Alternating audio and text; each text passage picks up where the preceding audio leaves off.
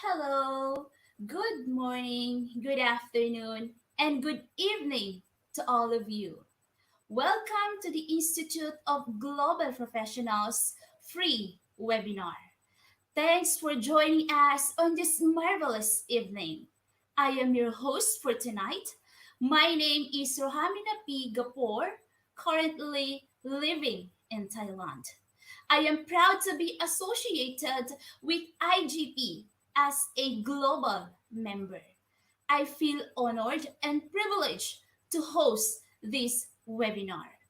It's my humble request and pleasure to all of you to stay with us till the end. I am pretty sure that you will have many takeaways and payoffs from this webinar. Each time you can like, comment, and please don't forget to tag, share, and mention your friends in the comment box below. So let's watch and learn together. We believe that power is gained by sharing knowledge, not holding it. Every day, many participants are joining us. So allow me to give a little bit background about IGP. The Institute of Global Professionals serves as a resource to students and the community, providing holistic social work and education to create a proficient generation. We believe that it's not effective to increase one's skills just by acquiring formal education. So we provide essential training and consultation to generate proficient generation all over the world. We organize this webinar, training, offline, and online courses from best and trained speakers, coaches from all around the world to create the best learning platform for all of you. Our mission is to empower people and enhance their skills. So let me remind you once again to please don't forget to share, tag, comment, and mention your friends in the comment box.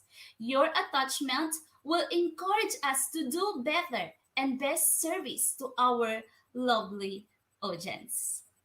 Today, we are proud to present the 164 webinar entitled Significant and Dynamic Trends in Education with two brilliant speakers, Dr. Teresita R. Doctor and Dr. Mark Anthony Senyas Paalisbo, all the way from Thailand.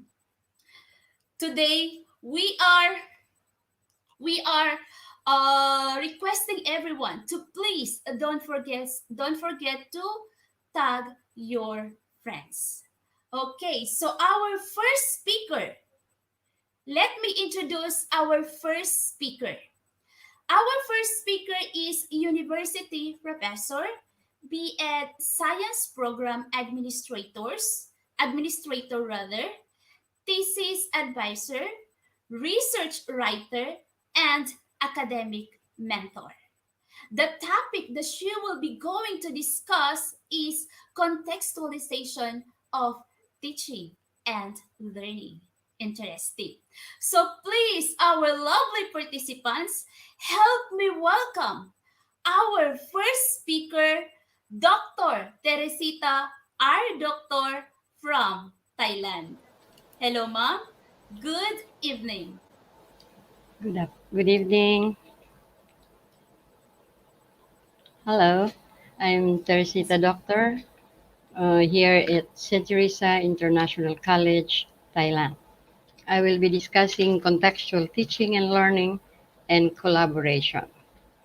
Good evening, everybody. Good evening, ma'am.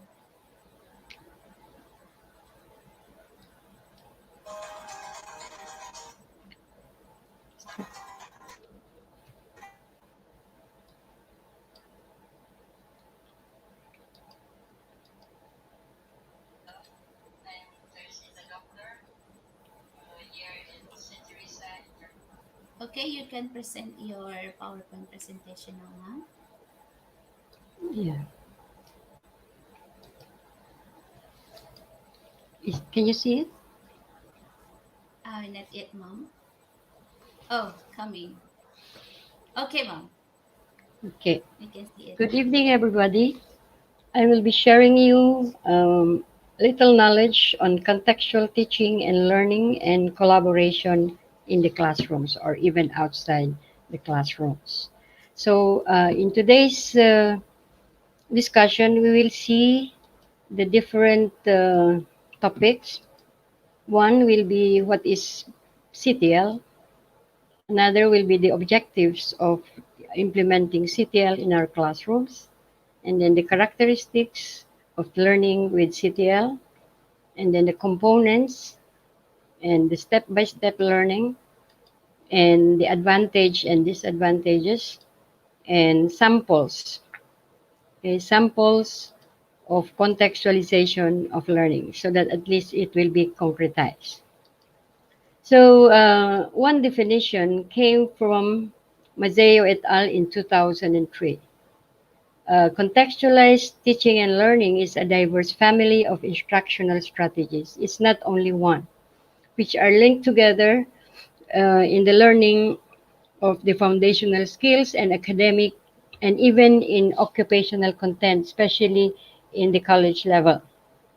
So, this is by Mazzeo. Now, another definition will come from Johnson in 2007. He mentioned that contextual teaching and learning is an education process which aims to let students see the meaning inside the academic material they study by way of connecting with the subjects in context to daily life. So, meaning here, the students will connect their daily experiences with the learning in the classroom. So, even Dewey before in 1916, he already mentioned about learners will learn well if they learn is what they learn is in relation to what is known and what is happening around them.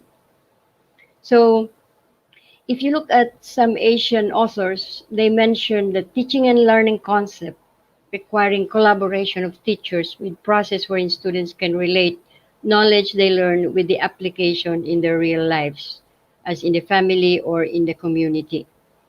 So this type of learning is actually linking real life with the classroom situation.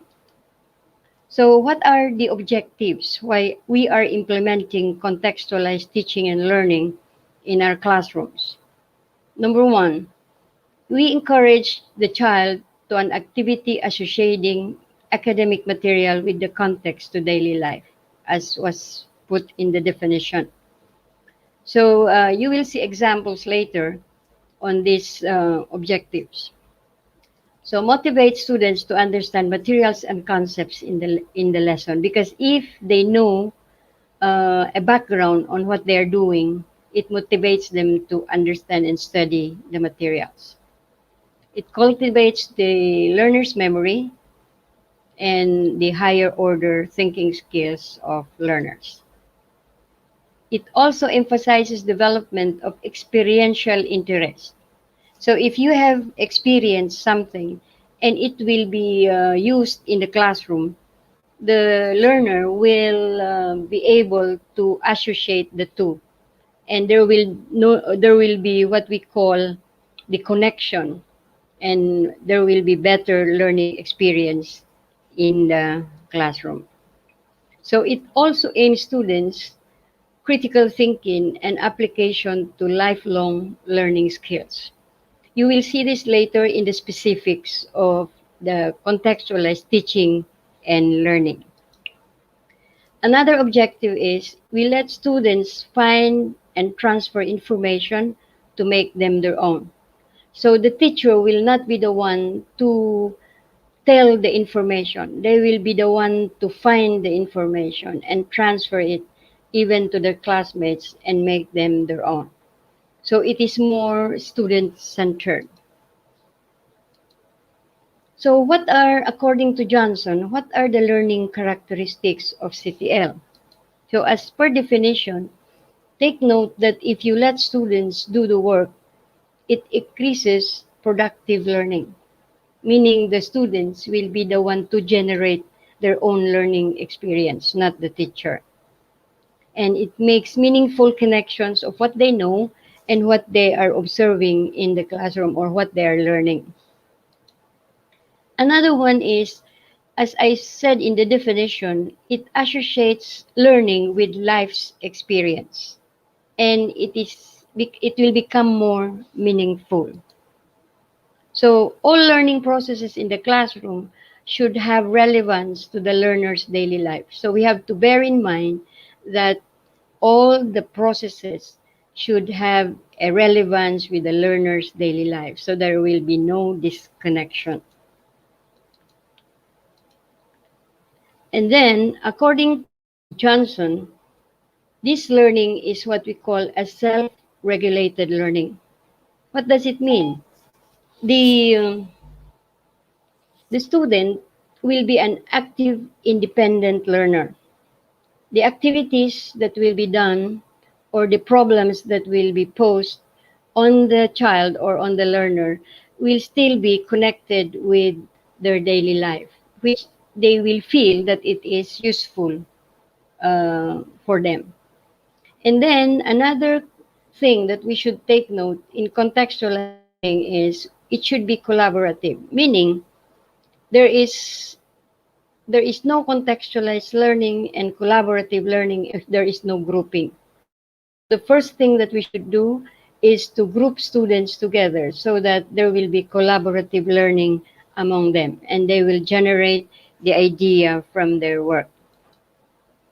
And then Johnson said that we nurture the individual.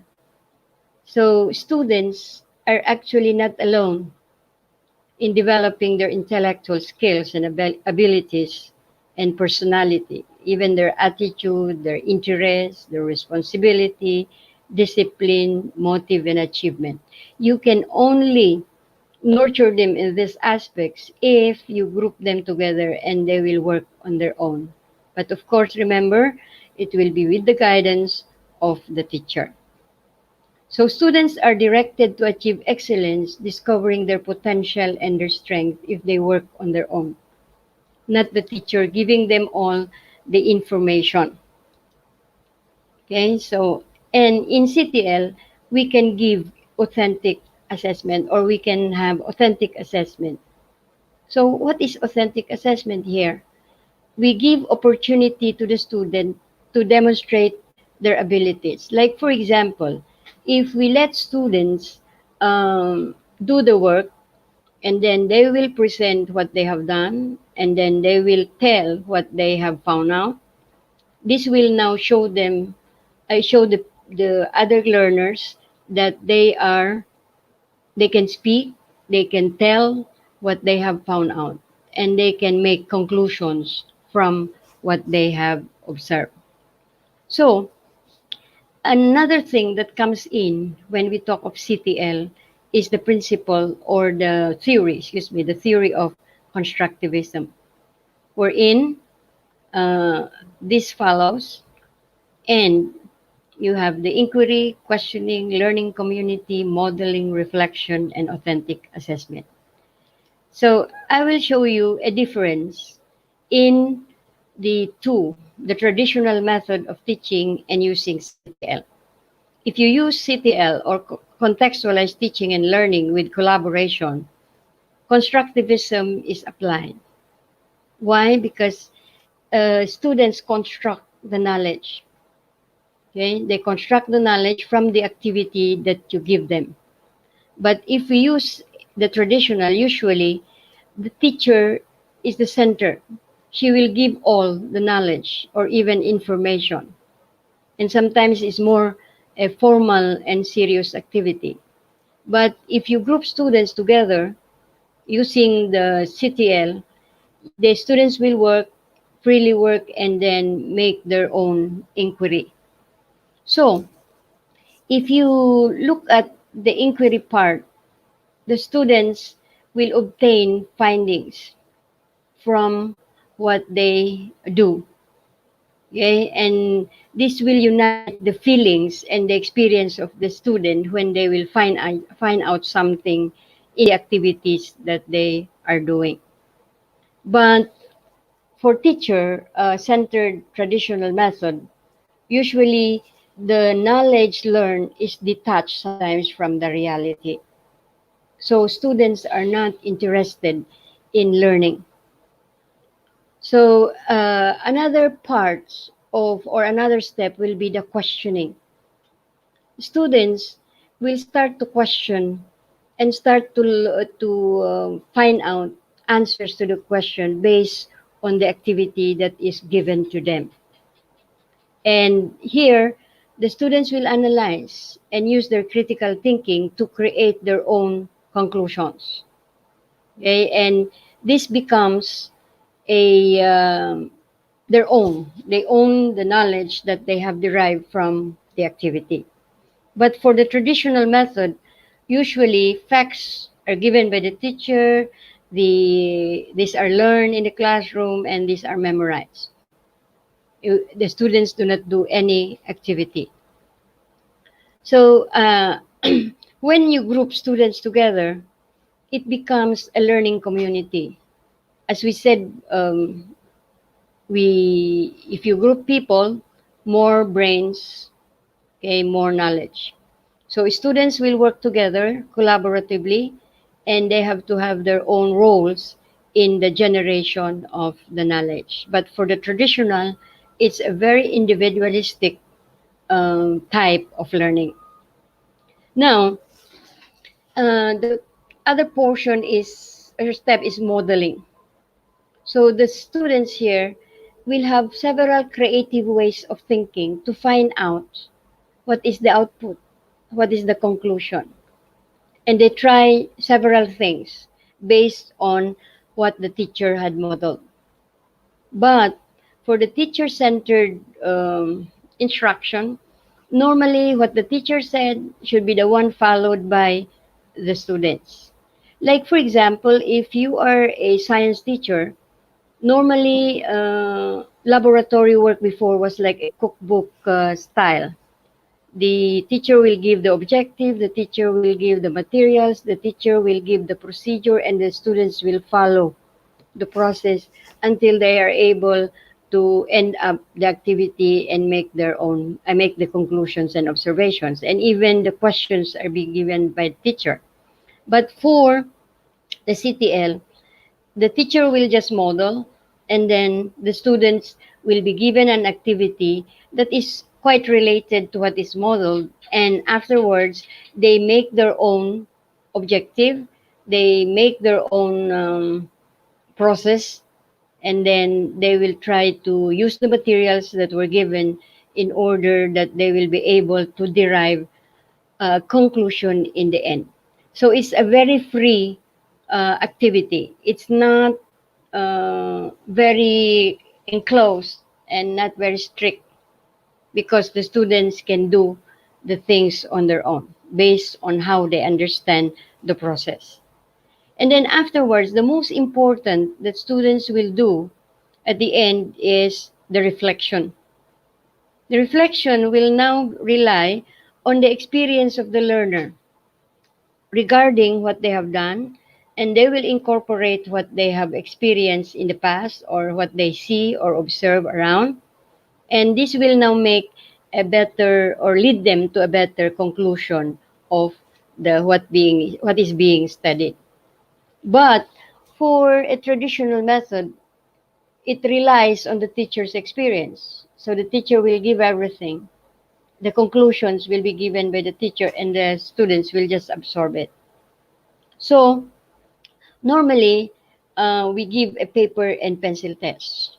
But for CTL, it's usually using what we call authentic assessment, wherein we allow the students to tell what he had found out, to tell what he found difficult or easy to process in the learning experience. So it is called a more authentic way of assessing them. Of course, what is the application of this type of learning?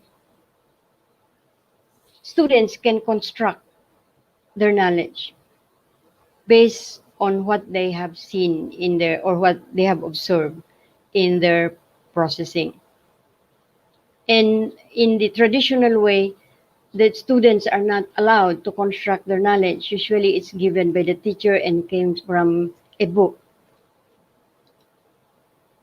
So they from this they develop new skills while doing the activity. Like for example, it's a collaborative work. So they learn how to deal with people. They learn how to solve problems that come along the way when they are doing their activity. And it is one of the skills that we need to have in this world or in these situations where we are now. And we want to build these new skills in students. They should not be just sitting down there and listening to what the teacher is telling. But if we allow them to do this collaborative work, they normally uh, gain a new skill, especially interactions, responsibility, and then trying to discover what they want to discover. So, if they carry out many activities as possible, each of the members of the group will be able to take part in the activities. And sometimes, while they are doing it, they become curious. How come this happened? And if we do this, how come this happens? So they start now thinking and comparing what is happening in their activities. So if you group students together, it becomes a learning community. This learning community will now help them derive to a conclusion. And of course, the learning community will be led by the teacher. The teacher is still there, monitoring what the students are doing and sometimes asking questions that may lead them to uh, the real or the best conclusion. So, as I said a while back, the teacher will present a model as an example. It's not allowed that you will just let them do the activity on their own without a model. Okay? Like, for example, if you want them to do an activity that is, let's say, measuring, if it's in math, measuring of something, you tell them to use this gadget and then tell this is how we use this gadget. Let's say a thermometer. You tell them how to use the thermometer on the centigrade. And when you give them an activity, it should be on the degrees Fahrenheit so that it will become different. And they will do the process and derive the conclusion in the end. And the most important is they have to reflect on what they have studied and tell what they had learned from the activities that were given to them. So as a teacher, you have to make actual assessments. And the best assessment is presentation of their output. And they will compare their outputs in every group.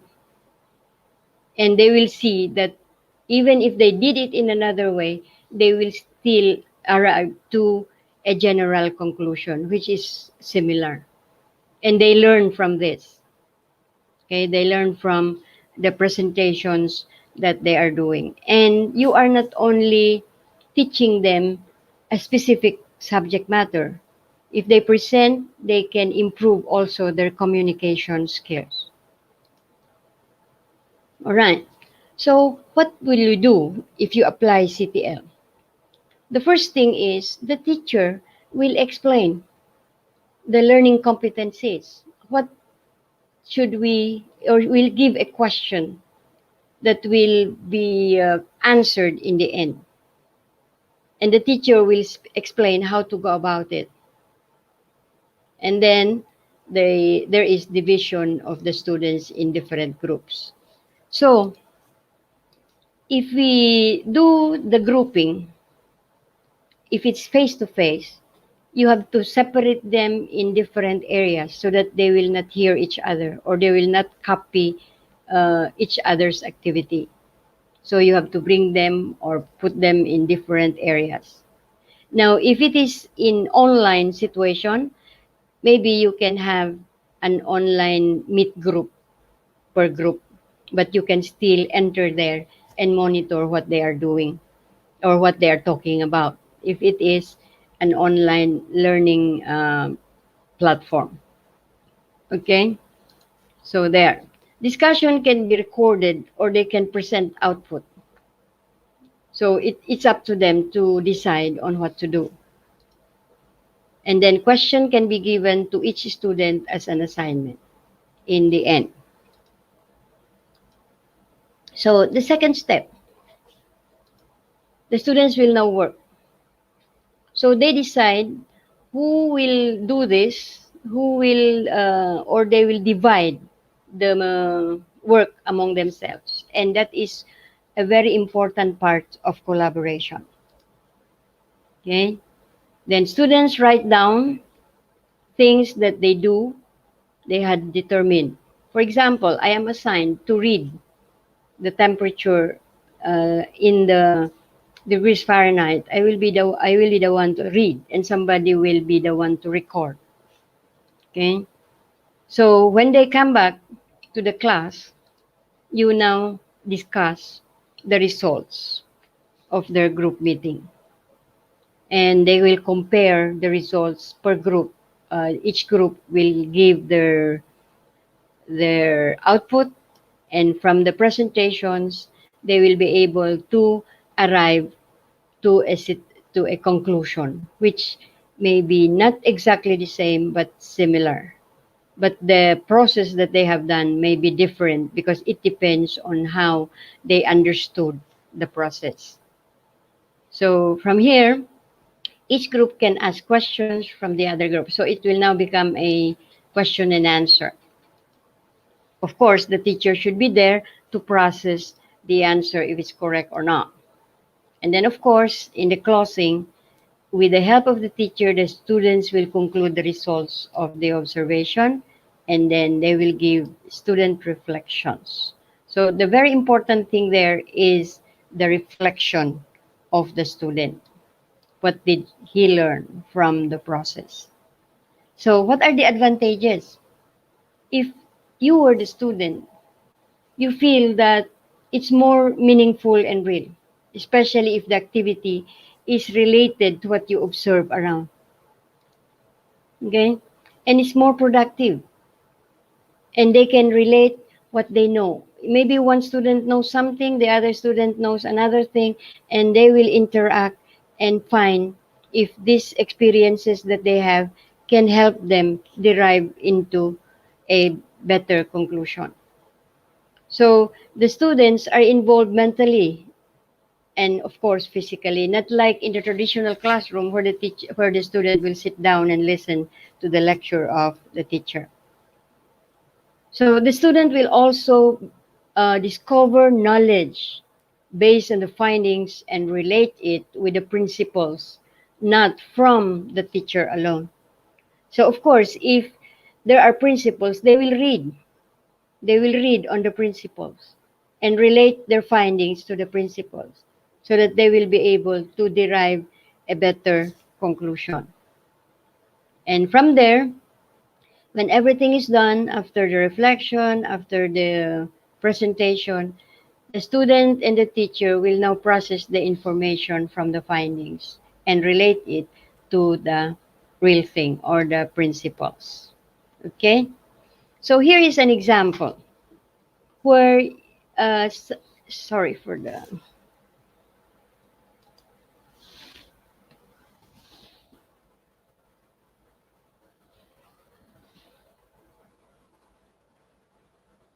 uh, here's an example of a very simple activity that you can do in science, even in the elementary. Let's say, for example, we know that we have the principle of falling objects. Just the question is heavy objects or light objects, broad or thin, which falls faster? If you give that question to students, and then they will now be able to get materials on their own if you do not provide them. They will get heavy objects, they will get thin objects, they will get long objects, and different materials, and then try to do the process. So, if you look at the question, which falls faster?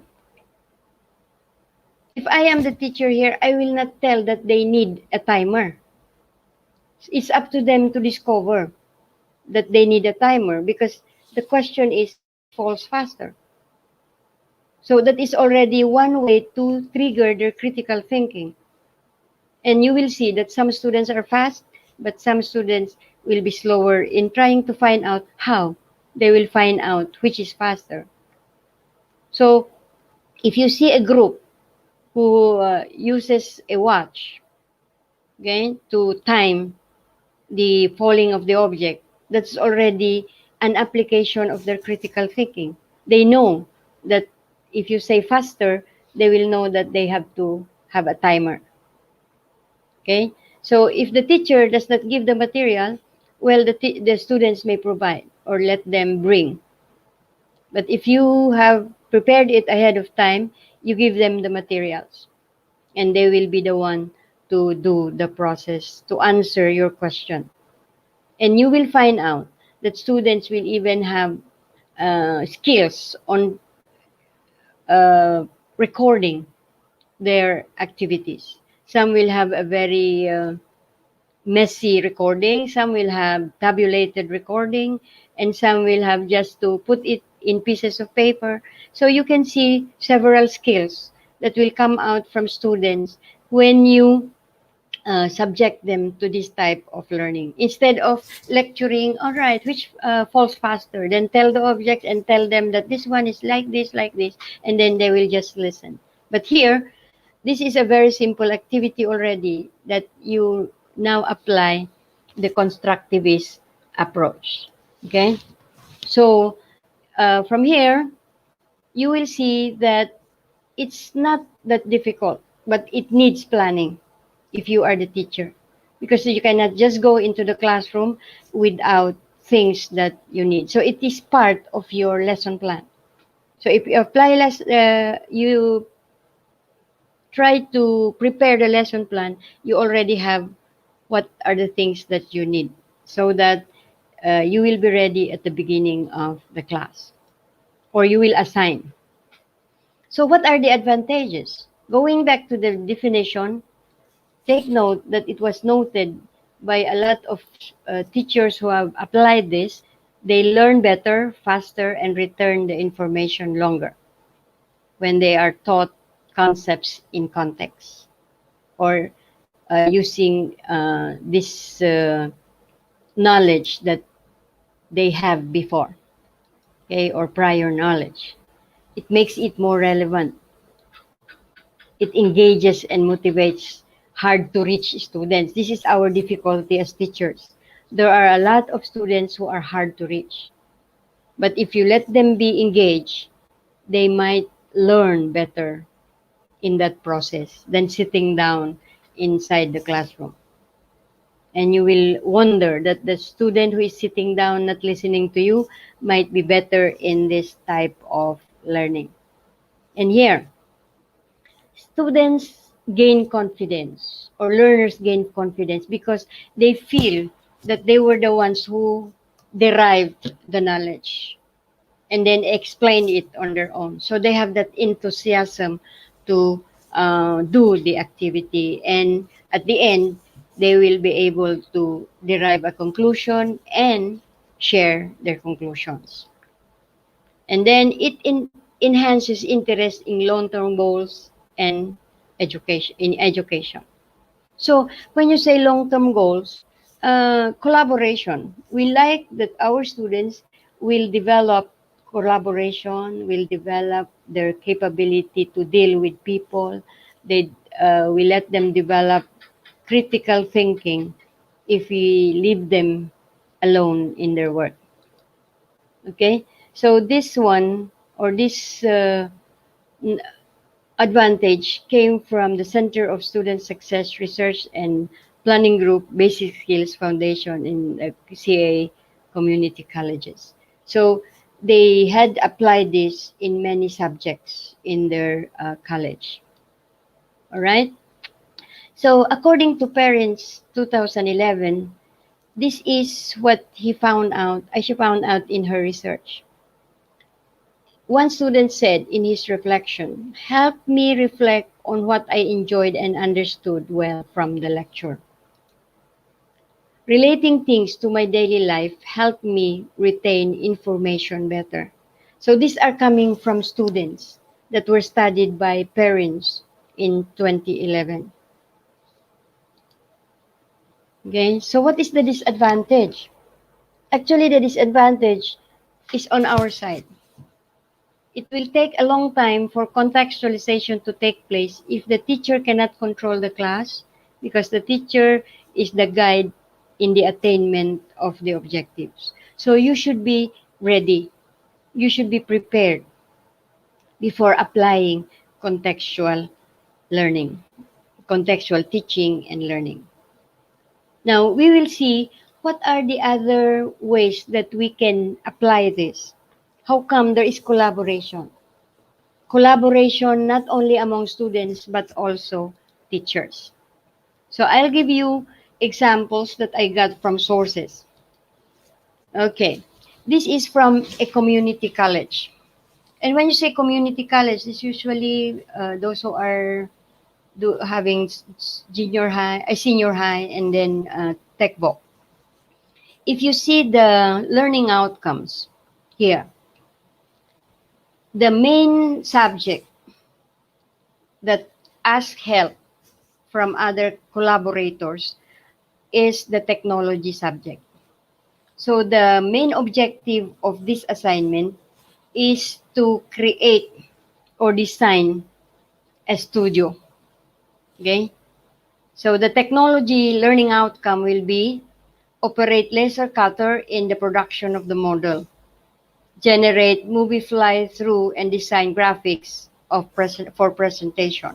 So this is more on the technology. Generate computer aided design model and flat pattern. So if you design a studio, there is the real thing, and then some they will design it first in the computer. So it's like a basic engineering process. Okay. So another one is the math outcomes. So if I am the teacher in math, what I will look for in the project is the measure and the drawing to the tenth of a centimeter accuracy. Because if you draw a model and you enlarge it into a studio, there is what you call ratio and proportion there. So you have to measure exactly. And that is what the math teacher wants. So the same project, the teacher will only look into the math aspect. The technology teacher will look into the design. And then here, solve proportion equations, operations with decimals. Because if you make designs in the computer and then develop it in a flat surface, still you will try to design it exactly using ratios and proportions. Okay, so that it will be the learning outcome of the math. So they will apply this in the design of the studio. Now, in the English outcomes, so if you are the English teacher, you will get the same project, but you have to look into the written output. They have to conduct research on designers, equipment, and industry. So that will now give them a background of what they are doing. And then the English teacher will also summarize or will let the students give a summary report explaining the strategy of calculating measurements, which was also uh, the math outcomes, which is the exact. But for the English teacher, she will look into the process and explanation of how to calculate measurements and how to do ratio and proportion. So if it's in the English language, you have to write that in the procedure. So in the procedure of the assignment, the English teacher will be the one to take note of that, and that will now be graded by the English teacher. So and then they will present the studio and the calculations. So English outcomes. And then the design outcomes, of course, you will have the architectural design, you will have the sketches, and then you will have the material efficiency strategies to minimize waste. So that is the collaboration of four subject matter. Okay? Actually, on you will see technology, design, math outcomes, and English outcomes. So this is what I was telling a while back, that we need to to be ready. We need to collaborate with other teachers in order that one group of students will only develop one project, but they will be graded according to what the teachers are requesting: math, English, design, and technology. So this is a sample from that community college that I mentioned a while back. Here, sample 2. This sample 2, again, the same. So the design series of interlocking pieces contained a letter base of the design font to play a physical version of the words with friends. Dimension of the pieces have to be determined through fractional precision and laser cutout. So you will see that this is the main problem. Again, the math outcomes will now dictate that they should draw and measure, they should measure and draw 1/16 of an inch accuracy. That is what the teacher wants in math teacher wants. Then they add, subtract, and divide with mixed numbers. And then they calculate the perimeter and area of the rectangle because the studio will be a rectangle. So you will see that the math teacher already is assessing them based on what he taught also. So this is one project, but he is looking into these aspects. And then in the design outcomes, the font based on the common concept, sketching, develop spatial reasoning. And then the technology, of course, the computer-aided graphic designs will be checked. They operate laser cutter in the production of the pieces. And then for English outcomes, the summary report explaining the strategy of calculating measurements, the presentation of the fund, and then conducting research regarding the development of the project. So you see, one output will be submitted to four teachers or four subject matter. So that is where collaboration comes in when you teach using CTL. It will become meaningful. Okay, this is for higher level courses. Now I will give you a sample. This one was actually done by my student in the graduate school. She uses one project for mathematics, technology and livelihood, education, and then English. Lucky, this is elementary level. And I did not put any more the pictures, but this is what she has done. She grouped the students, assigned a TLE project on cooking a recipe, and then budget was provided by the teacher. Students decide and plan the recipe. And students are brought to the market and buy the things they need.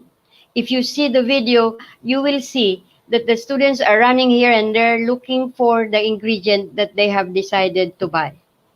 And then in the end, one group will now have not enough money and there is still ingredients to buy because they do not know how to budget the money given to them. So, what is the English learning outcomes here? The students are given time to reflect and relate on their experience in the planning, in the experience in the market, and experience in budgeting. So, the students are given time to relate if they made wrong decisions, to relate if they were fast in finding the ingredient. They will relate how they planned it properly. So this will now be the speaking portion, or speaking skill will be developed here. And of course, they will write also. So writing skill. And then preparing and cooking the food in the end. So students will write the process of cooking the recipe with correct grammar spelling. That is her final output in the English learning outcome. And these are grade 5 students. Okay? And here, the mathematics learning outcome. The student will show the breakdown of the budget as an evidence of their mathematical skills.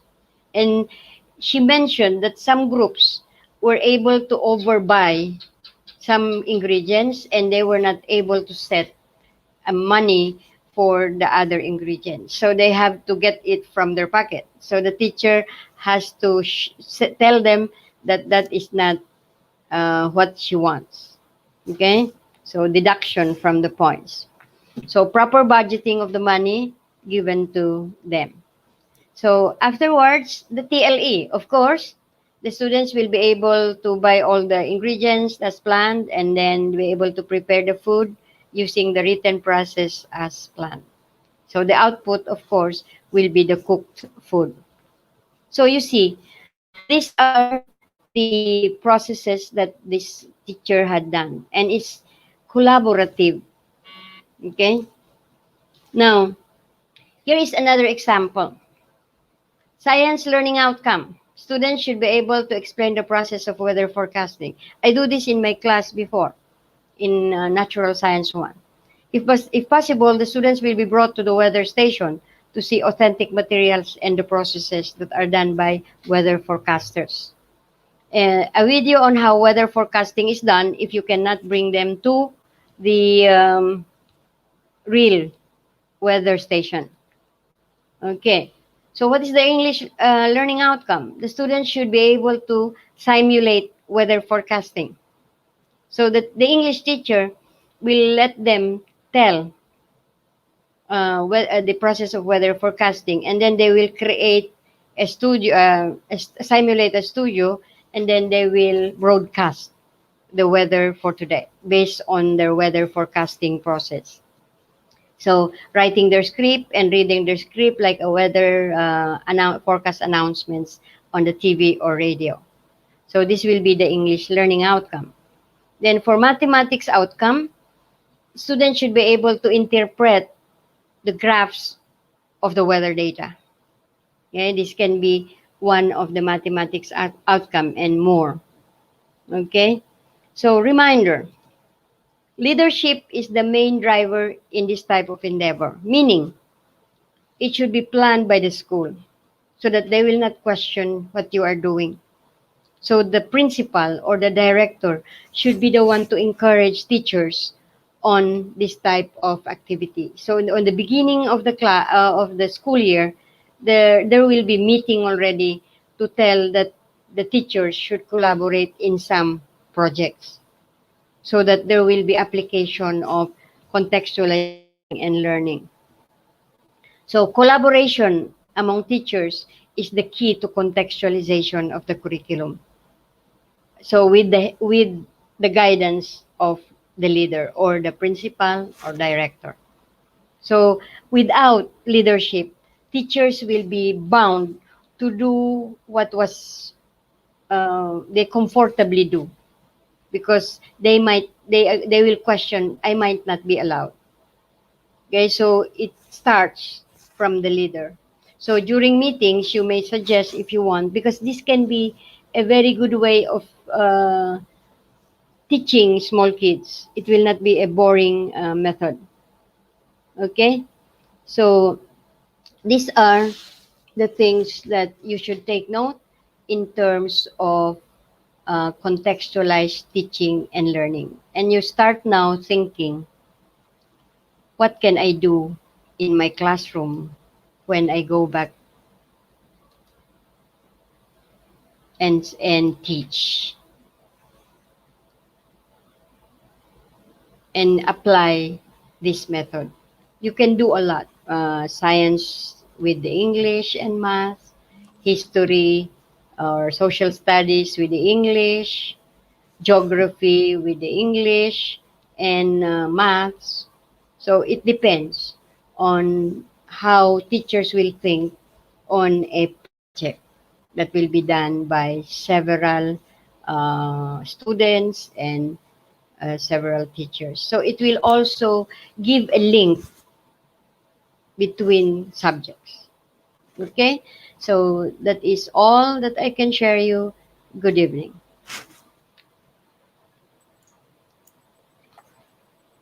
Wow.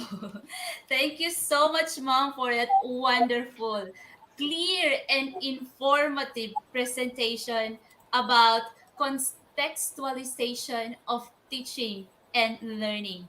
Very clear, Mom. So let me give some summary. Thank you so much for presenting the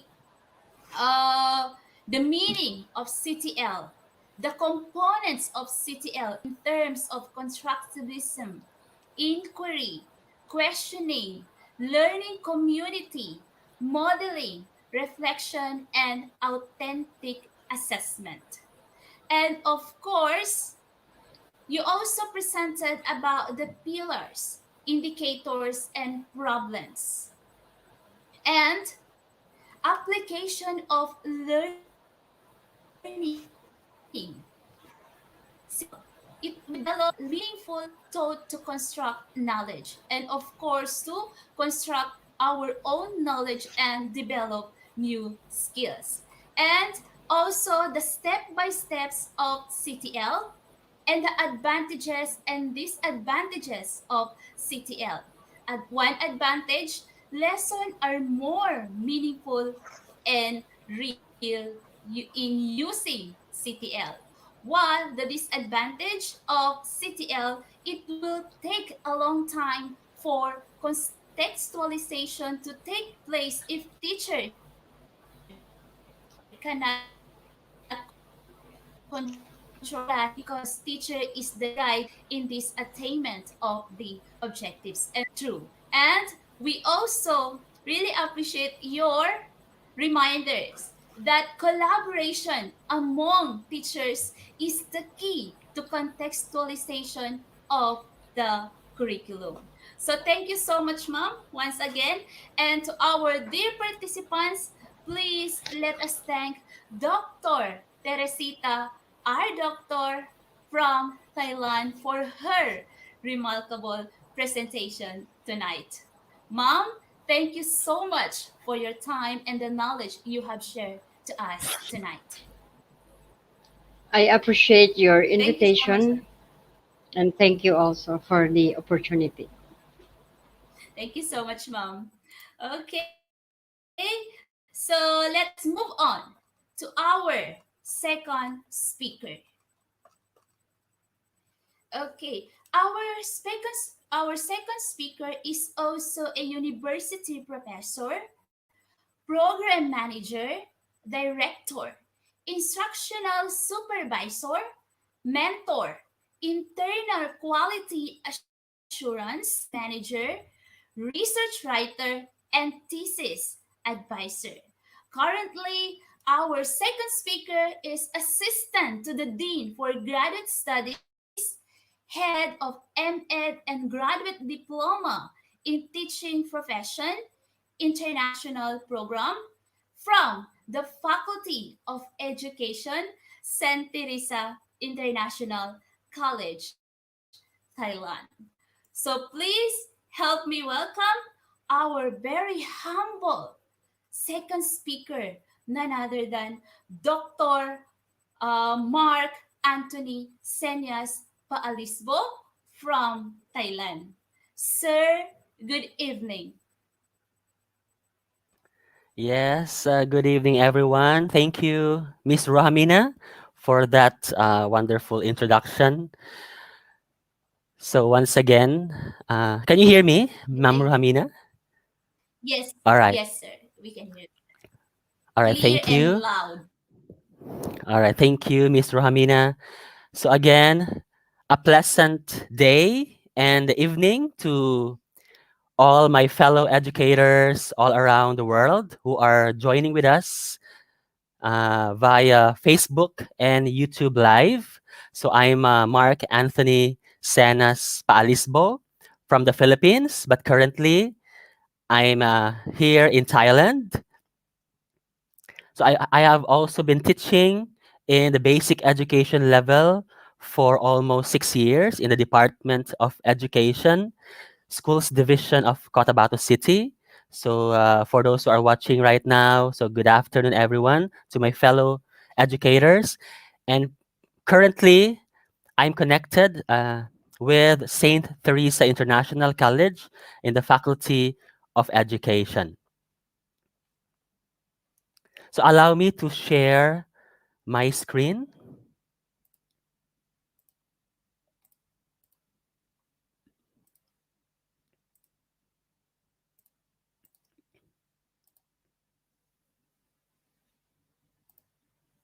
All right. So, I hope that everyone can see my presentation now.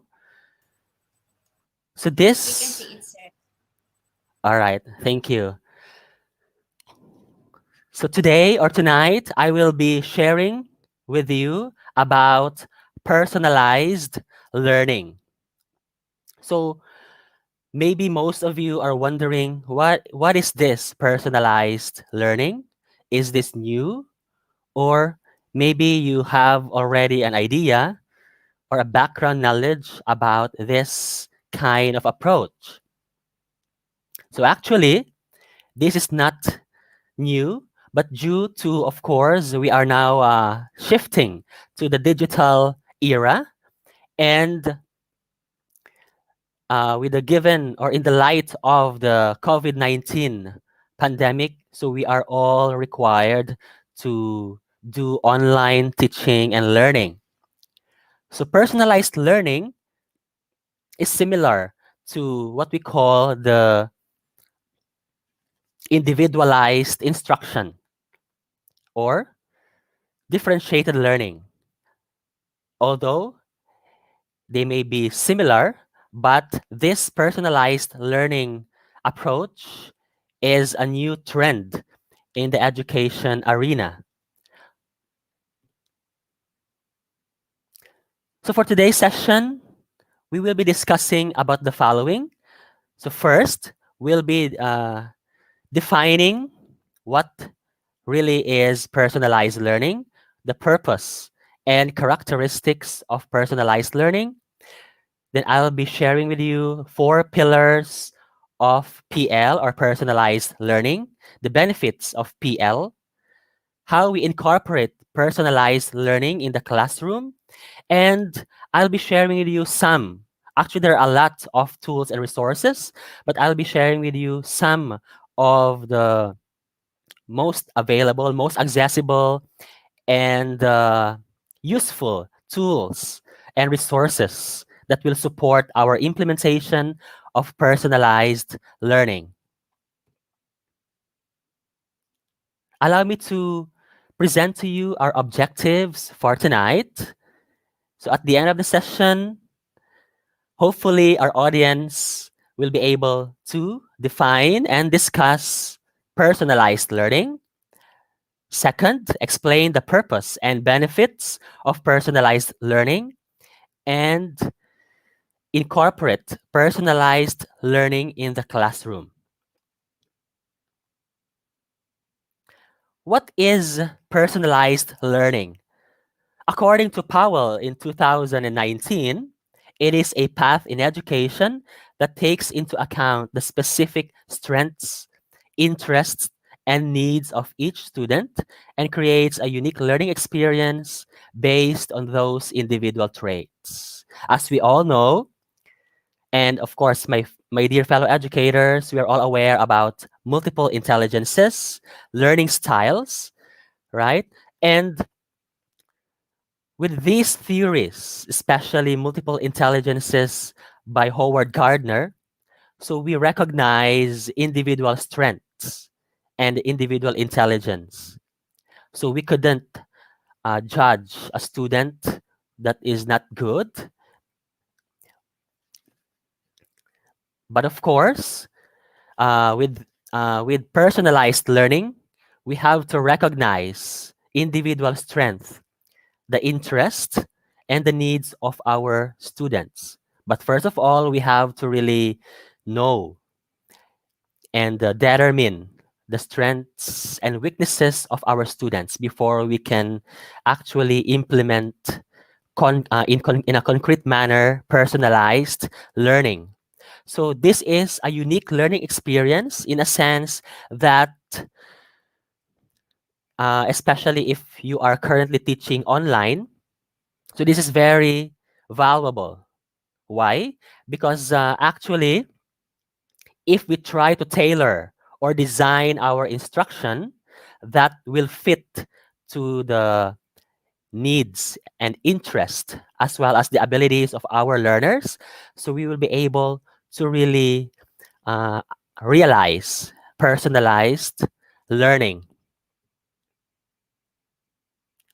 So according to Carrie Kelly, in his art in her article from Education Elements, for her, personalized learning, when done correctly, can finally give unconventional students ownership of their own education.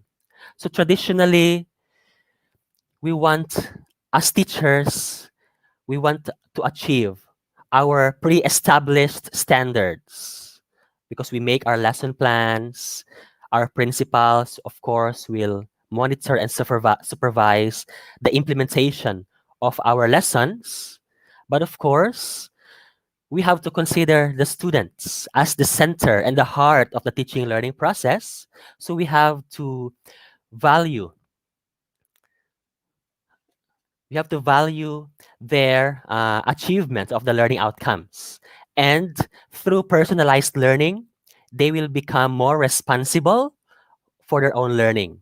Especially now, most of our learners, they lack this self-motivation and the courage to really be responsible about education. So through this approach, as educators, we give them the opportunity to have the self-directed learning and ownership of their learning outcomes. So based on my research at one of the schools at Fulton County, so for them, they had been doing personalized learning, and through this approach, for any given lesson, there are actually students in a class who understand the concept before they walk in the door, and those who still don't get it when the bell rings. So, practically, of course, due to time constraints, or maybe we have unforeseen circumstances, so we might not achieve a learning outcome at the end of the day or at the end of the session. So, as teachers, we need to work hard to meet the needs of all our students. But often, kids who are behind further behind, and kids who are ahead are held back from moving on. So, we have students who are advanced learners who, are, of course, benefit match with our lesson. But how about those slow or average learners? How can they cope up with our lessons? Of course, if we are teaching uh, in a classroom, with like 40 to 50 students. How is this possible?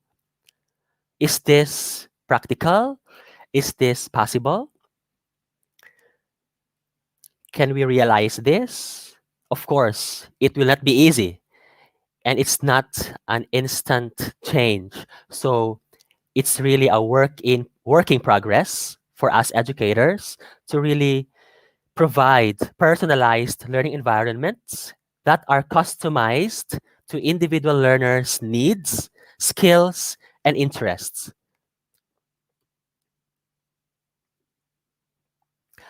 So tonight, we try to reimagine our classroom spaces and schedules for personalized learning. Of course, traditionally, we have to prepare our lesson plans daily, or it might be weekly, or you're asked to do unit plans. Of course, we have to really follow the content, the competencies and standards prescribed by our curricula. But of course, our students will be our primary beneficiaries. They are our main customers in the teaching learning process. And learning outcomes are very important for us to measure at the end of the day, or at the end of a unit, chapter, or at the end of the academic year, since it will reflect also, uh, as teachers, we have also this very significant role to play and to really achieve our major responsibility. So at the end of the day, our major responsibility is for students to learn and achieve the desired learning outcomes. What are the four pillars of personalized learning? So we have here the mnemonics FETM. So F stands for flexible. So for students, this learning arrangement will allow them to showcase their ability to learn at their own terms, anytime, anywhere. But of course, we have to follow our calendar. We have our school calendar. So, how is this possible? So, later, we get to know more for our specific examples on how are we going to incorporate personalized learning into our classroom teaching. E is for empowering. So, of course, as teachers, we are empowered by our school leaders to deliver the curricula expected. But of course, as teachers, we have also to give our students the freedom to make choices and be active in the learning process. We give them choices, but of course, not compromising the content delivery and the achievement of the desired competencies. T stands for tailored. Students' personal needs are matched with specific content and instruction to customize learning opportunities. So the keyword here is customize. So as teachers, it's our responsibility to be flexible and to really customize learning opportunities for our students. M for mastery based. So our students are evaluated on the proficiency in key subject areas. Of course, uh, when we are teaching, we are expected that our students will really master the major learning outcomes of our subjects or of the subjects that we are teaching. According to the US Department of Education 2019, here are the key characteristics of PL.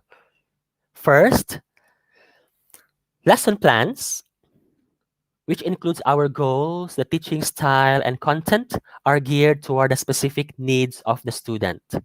So at the beginning of our school year, as teachers, we really have to do learning style inventory or maybe a pre-test to determine whether or not our students, or to determine if our students have already grasped the basic foundations of our subject, and to determine their level, what they know and what they don't know yet, and of course, to measure their strengths and weaknesses. Second, lessons are developed based on the interests of the student. Of course, uh, there are some subjects that they are not interested about, but there are no such subjects as boring or dull subjects.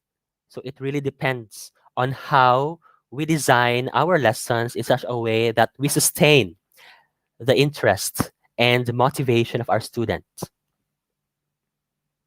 Third, the pace of teaching is adjusted to suit the individual student. So lessons move at the pace of the student's learning. So that's why we are also asked to do like intervention. We have to identify interventions that we have to employ among our uh, slow or average level students in the classroom so that they could catch up. And the fourth one, students have a say over what they learn and how they learn it.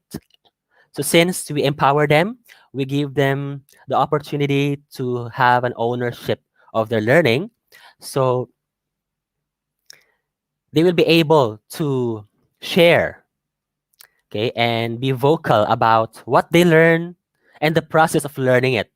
Of course, it's not about it's not only about the content, but the process and also the application of the concepts learned. And fifth, technology. So we are now facing the technology era or the digital age, and it is often used to achieve the goals of personalized learning. So again, technology will not replace the role of the teachers, but technology will support and aid our teaching through the personalized learning approach.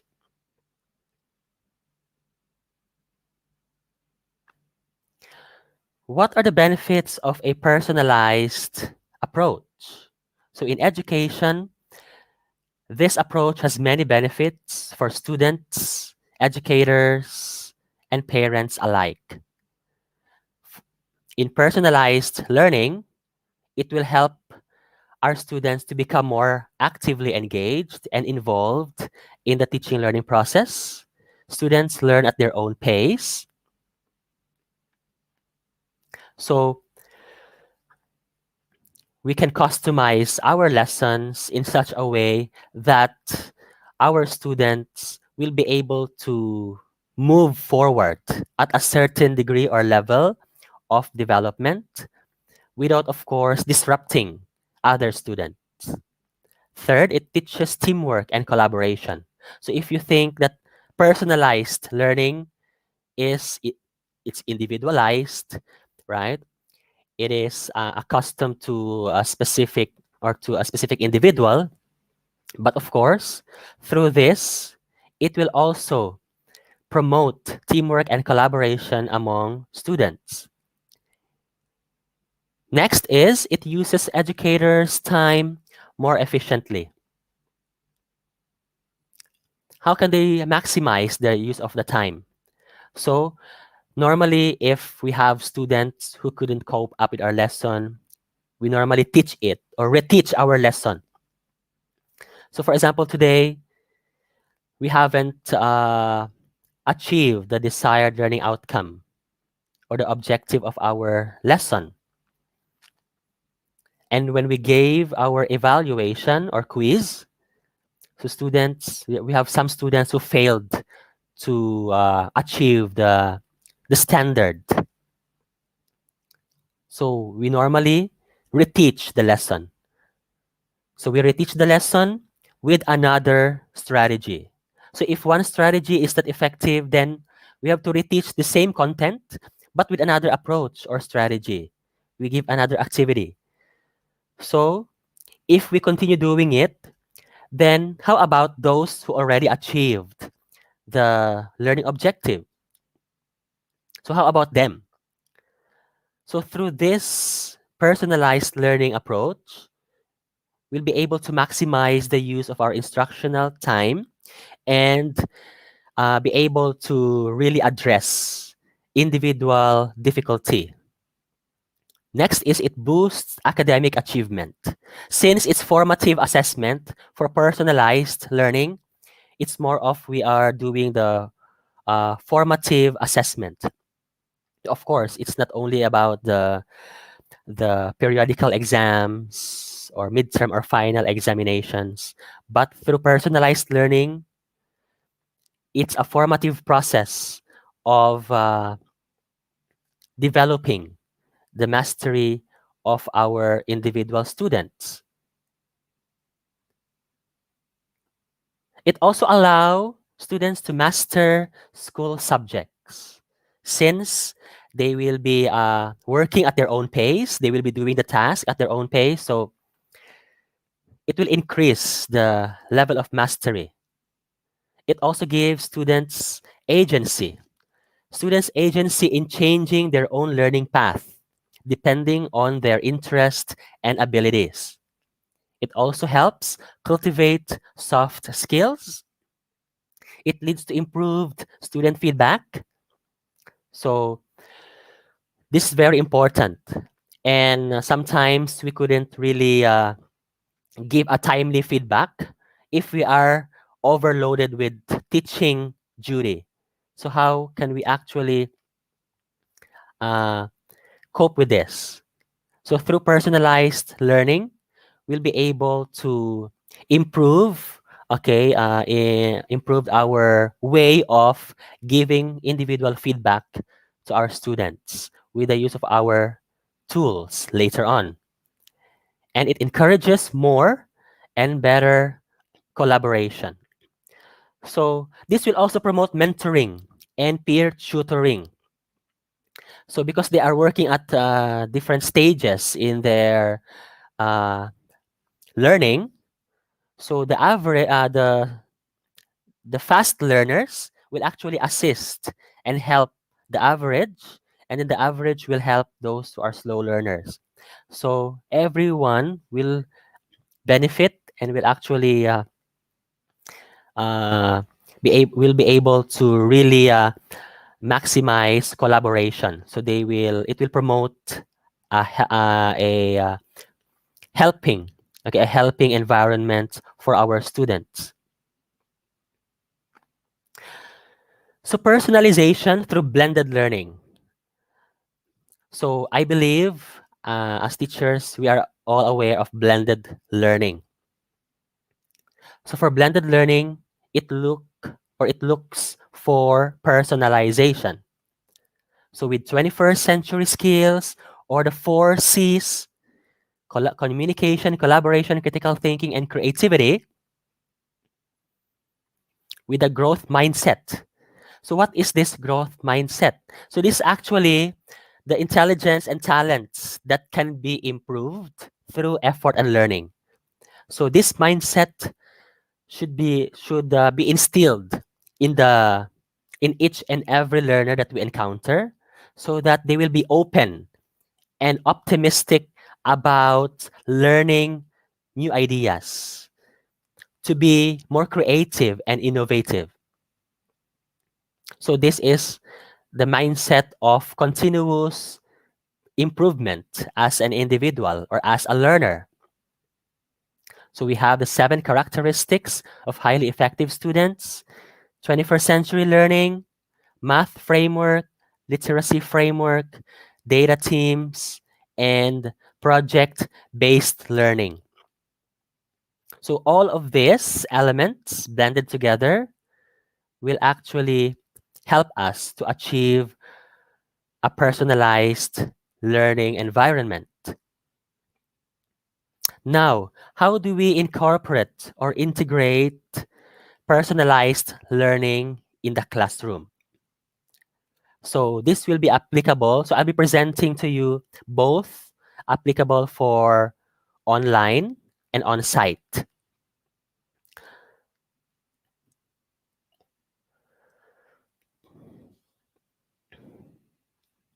So for on-site, I'll be sharing first about the on-site teaching. First is using choice boards. So as you can see in the picture, so this is really just a simple tool that can provide scaffolding, tiering, use of Bloom's taxonomy, support multiple learning styles, and more. So you essentially take the idea behind an assignment, or better yet, a learning standard itself. So we can actually ask them to choose what they want to achieve or what they want to work on. Of course, we have a specific learning standard here for this activity. So they have one learning goal or learning objective, but we tried to customize the activities in such a way that their individual needs and interests will be addressed. So, like here, there are many ways to really do the activity and to achieve the desired standard. So they can actually create their own robot. What does it do? Draw a place from a bird's eye view. They can invent their own, print out, and finish the drawing worksheets, design a different style hat, draw an animal doing something humans do, draw a picture, cut it up so they can cut a picture and they will be pasting it here, and they can make a sculpture with tin foil. And after that, they will post their finished artwork. So this is in arts. So there are many ways, but here we promote creativity and artistry among our students. So there are several ways to do it. And through the choice boards, these are actually possible for personalized learning.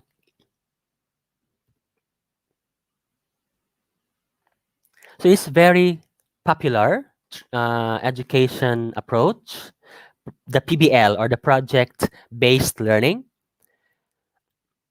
So each student is given a significant role.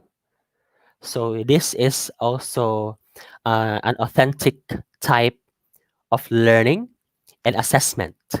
So for project-based learning, we promote formative assessment, and our students will take authentic roles by documenting, capturing, reflecting, imagining, managing, and communicating. So through collaborative efforts, they will be able to accomplish a certain task with a personalized role. So each of them has a personal role to play, and they have the freedom to choose the role as long as they agreed upon. Students also choose topics and media, audiences and challenges, research sources, and of course, project timelines.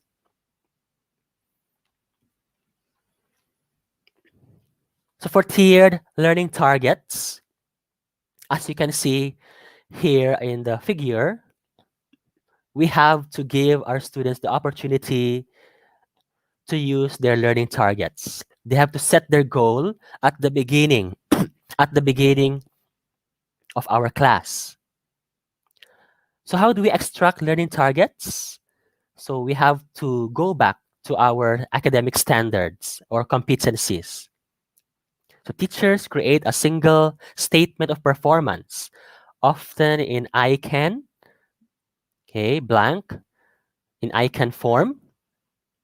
So traditionally, instead of one statement, I can explain the relationship between diction and tone. It can be broken up into three specific standards that will fit each level of our students. So we have the low, middle, and high. So for the low achieving students or our like slow learners, so they can define diction and tone only. For the middle or the average students, they can explain the relationship between diction and tone. And for our high achievers or our fast learners, they can explain how diction and tone converge to imply an author's position in a topic. So it's higher level. But actually, the basic standards or competencies are actually addressed. But it's just that we customize it in three levels that our students can actually work at their own pace. And they can move at a certain period of time without disrupting other students. We can also give them writing tasks, especially for English. So we can give them writing exercises as assessment or as formative assessment or writing to learn task. If you are teaching language subjects and you are aiming at measuring the writing abilities of your students, so this is a good task. Quick prompts, write arounds, so we can actually post different corners like learning stations where they can write their thoughts about a topic. Okay, and of course they can choose the learning stations that they wanna work on at their own uh, pace and time. Writing to demonstrate learning of a topic. It can be formal writing for composition or informal writing. Some more are the following: academic writing, especially if you ask them to do an essay, blogging. So now, blogging is a trend in education, and we usually encourage our students, especially for higher level, right, for the high school or senior high school, to really develop topics about uh, a certain issue or theme that will actually reflect the lesson. So, of course, we should always go back to our objective. Starting at various stages of the writing process, they can also revisit their old writing compositions, writing to support metacognition or learning about learning or thinking about thinking. So they can also do like self reflection about a topic. They can also do reflective writing and personal writing. So we can also ask our students to write about what they have read, writing about the writing itself, stream of consciousness writing, and what we call the raft assignments. So in this particular image here, so we have this is an example of a raft assignment.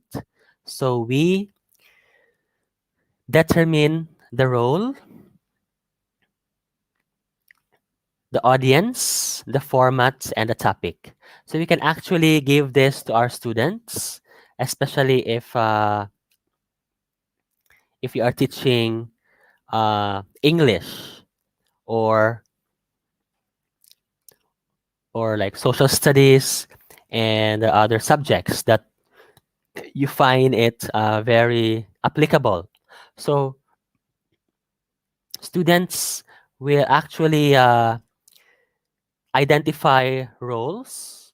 So for the teacher, you can actually be flexible about this. So a teacher can provide the role and students will fill out the remaining, or you give them a topic, okay, or you give them a theme, and they will be able to fill out each of the columns. So about the role, the audience, okay, what format they're going to do, and the topic. So for example, here the role is advertiser. So the audience, of course, TV audience. So the format can be a jingle or slogan for a commercial using onomatopoeia or alliteration. And the topic to encourage consumers to remember and purchase this product. Another example is the role of a cartoonist, who is the audience, the newspaper readers. So they can actually do comic strip using onomatopoeia or alliteration. And the topic is on the definition of onomatopoeia or alliteration. So here they have the English competency or the English topic on onomatopoeia or alliteration, but we integrate them to this writing task.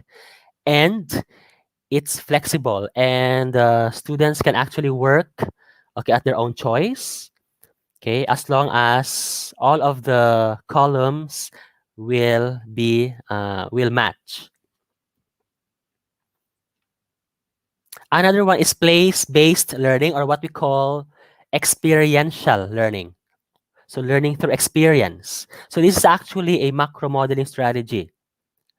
So this actually uses a specific location. It can be the student's home or neighborhood, for example, to draw learning opportunities, problem-based learning, for example. So these places can also personalize learning by providing our audiences or collaboration partners authentic to individual students. So especially for our young learners, experiential learning is very important. So when they see the actual objects, when they see real objects, and they learn through experience, they're actually doing it, especially for kindergarten and early years. So this will actually very helpful. And in kindergarten, we actually do like, we have the learning stations where they can actually choose where they want to go first, second, third. And there are many ways to actually do it. And it should also address the individual learning style and their interest.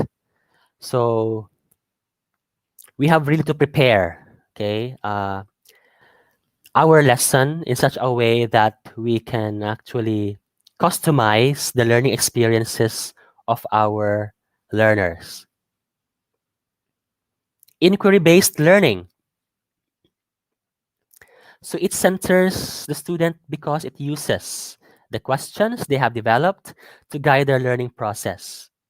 So instead of us giving the questions, so what if the students will actually develop the questions among themselves and try to answer and seek answers to to their questions.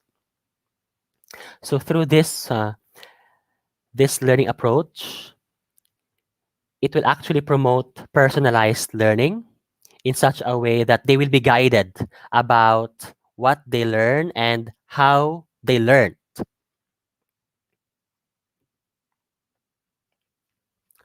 Another one is goal setting. So like what I mentioned a while back, so we try to give or help our individual students towards their individualized goals via individualized means, tools, and scheduling. So we have to give them, okay, at the beginning of our class, we can give them like a worksheet, a goal setting worksheet, where they can actually fill out where they are good at, where are they bad at, what they want to improve, how will they make these improvements, and their plan. Okay. If it doesn't work, what will they do? Or the KWL. So I know you are familiar with the KWL strategy, what they know, what they want to know, and what they have learned. So this will actually uh, guide students about directing them to their individual learning targets. We can also give them personalized learning plans. So similar to goal setting, it is a more detailed one, and a clear and documented plan right from the beginning of the year to create a curriculum and use the learning models and teaching and learning strategies to meet the individual needs of the student. So we call this as IEPs, individualized education plans, as the major example of a personalized learning plan. So here, this is the example of a personalized learning plan. So you have the students' data and what is their growth. So they have to identify their growth, their okay, what is their performance, their progress, okay, in every month.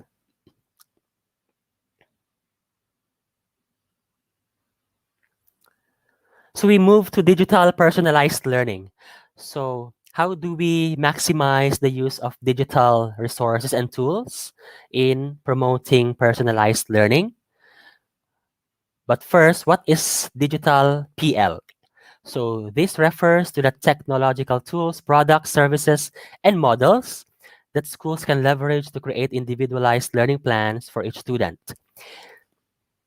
So in fact, it's the tech element that makes it possible to scale personalized learning across the classrooms, schools, and even entire school boards without draining teaching resources. So it will not actually replace the traditional way, but it can substitute, okay, or modify and even upgrade our teaching practices. So we have actually a lot of personalized learning platforms and content sources nowadays. So we have actually not all of them are free. So of course we need the school support. Okay. If you found one of these as very helpful for delivering our instruction and to promote personalized learning, so we can actually seek support from our school leaders. So some of these are free and some are like both. Okay, there are free versions, like free trial versions, and then we have also the paid versions. So we have a lot like Axelus Academy, Achieve 3000, Blend Space, Activate Learning, Adobe Creative Cloud, Chalkable, so Class Dojo, Edmodo, Education Elements, EduClimber, EduGuide. We have Epiphany Learning, Station, Newton, Khan Academy, CISO, Microsoft, OneNote Classroom, MobiMax, and a lot more. But I will be focusing on the following very useful resources that I found based on experience. I found very useful and will actually help promote or help us implement personalized learning. So here are different applications, tools, and resources that we can actually utilize for this particular purpose. So we have Newton. So this actually has been around for a while compared to other resources. So this is actually a company that use learning analytics to track past performance. So after they track past performance, so we can modify future curricular experiences based on that performance. So we have already the baseline, the baseline information about the performance of our students. So it actually provides course materials and gives recommendations to both students as to what to study and to the teacher as to what to help students to study. So it is a very good platform that will actually promote personalized learning. Another one is Class Kick.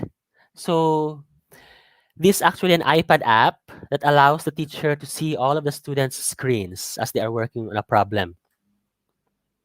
So teachers are actually in the classroom. Okay, they can use this data to help to tailor the help they give to students. So teachers who are online can use the data to complete curated blog posts for the class based on where students are having trouble and can set up individual help sessions with students. So here, there are actually individual help sessions. So students' individual difficulties and challenges will actually be addressed through the individual help sessions. So this but of course, this is not for free. There is a free trial version, but we can have it. We can make it a try. We have Reflex by Explore Learning. So this is usually for mathematics. So for today, for the current national math competencies, we expect students to be able to solve problems using critical thinking. So without the basic foundations of mathematics operations, so they couldn't solve problems, okay, with critical thinking. So Reflex is a platform that teaches math fluency using games. So this is a gamified platform that as students complete the games, they are marked as competent for math facts that they have memorized. So because games are actually very effective for students, okay, and here they will be able to identify their progress, their individual progress, and how well they perform a specific game. So this specific game will actually uh, help us identify the competency of the student in a particular math uh, component or math operation. So they will also be notified of daily time by a green circle that fills up when they have spent enough time on Reflex. So here, teachers and parents get weekly reports on student progress. So there's a free version also of this that you can also try. So this very applicable for math subjects. This is also very interesting. Explain everything. So this is an excellent tool for creating and designing presentations, especially if we try to develop students' presentation skills. So if we want to train them the skill of presentation, okay, and in this particular platform, they can choose a template. Okay, so this is applicable for any kinds of subject. So and you can customize into your specific lesson content. Okay, so uh, to promote also 21st century skills, which is the skill of presentation, and to really share and collaborate. The good thing about this platform is that they can collaborate with their peers. So they can articulate what they understood, and their peers can actually share their ideas about what the other student doesn't know. They can share, they can collaborate, and be able uh, to construct one presentation. And why explain everything? So because through this animated and creative presentation making or presentation building platform, students can actually maximize what they will include in the presentation. So the teachers can also annotate. So their peers can also put annotations. They can edit. Okay, and they can help each other. So individual student will not be really pressured, but with this, they will be able to learn from each other. But you also customize the learning opportunity for each student, and they can explain their thoughts. Okay, they can explain their ideas about the topic. Okay, they can explain to their peers through through this presentation, and they will be able to collaborate and present as a team. Okay, they can present as a team where individual contribution is valued and accepted. We have also Smart Sparrow. So this allows our students to create content, assessments, and adaptive authoring. So usually for higher levels, right, for high school. So each student will receive an individualized learning experience based on their interactions with the software. So so they can create meaningful content, and they can actually create like like a digital book. Okay, digital book where they compile what they have learned. Okay, they can showcase their work like a digital portfolio. So, and it will be their own work. Okay, that's why it's an adaptive authoring platform.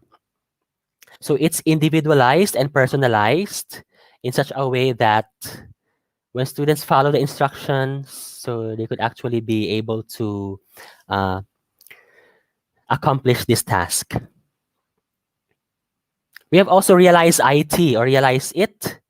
This is a well-designed, personalized learning system focuses on mastery-based learning. So students stay with a topic or level until they demonstrate competency.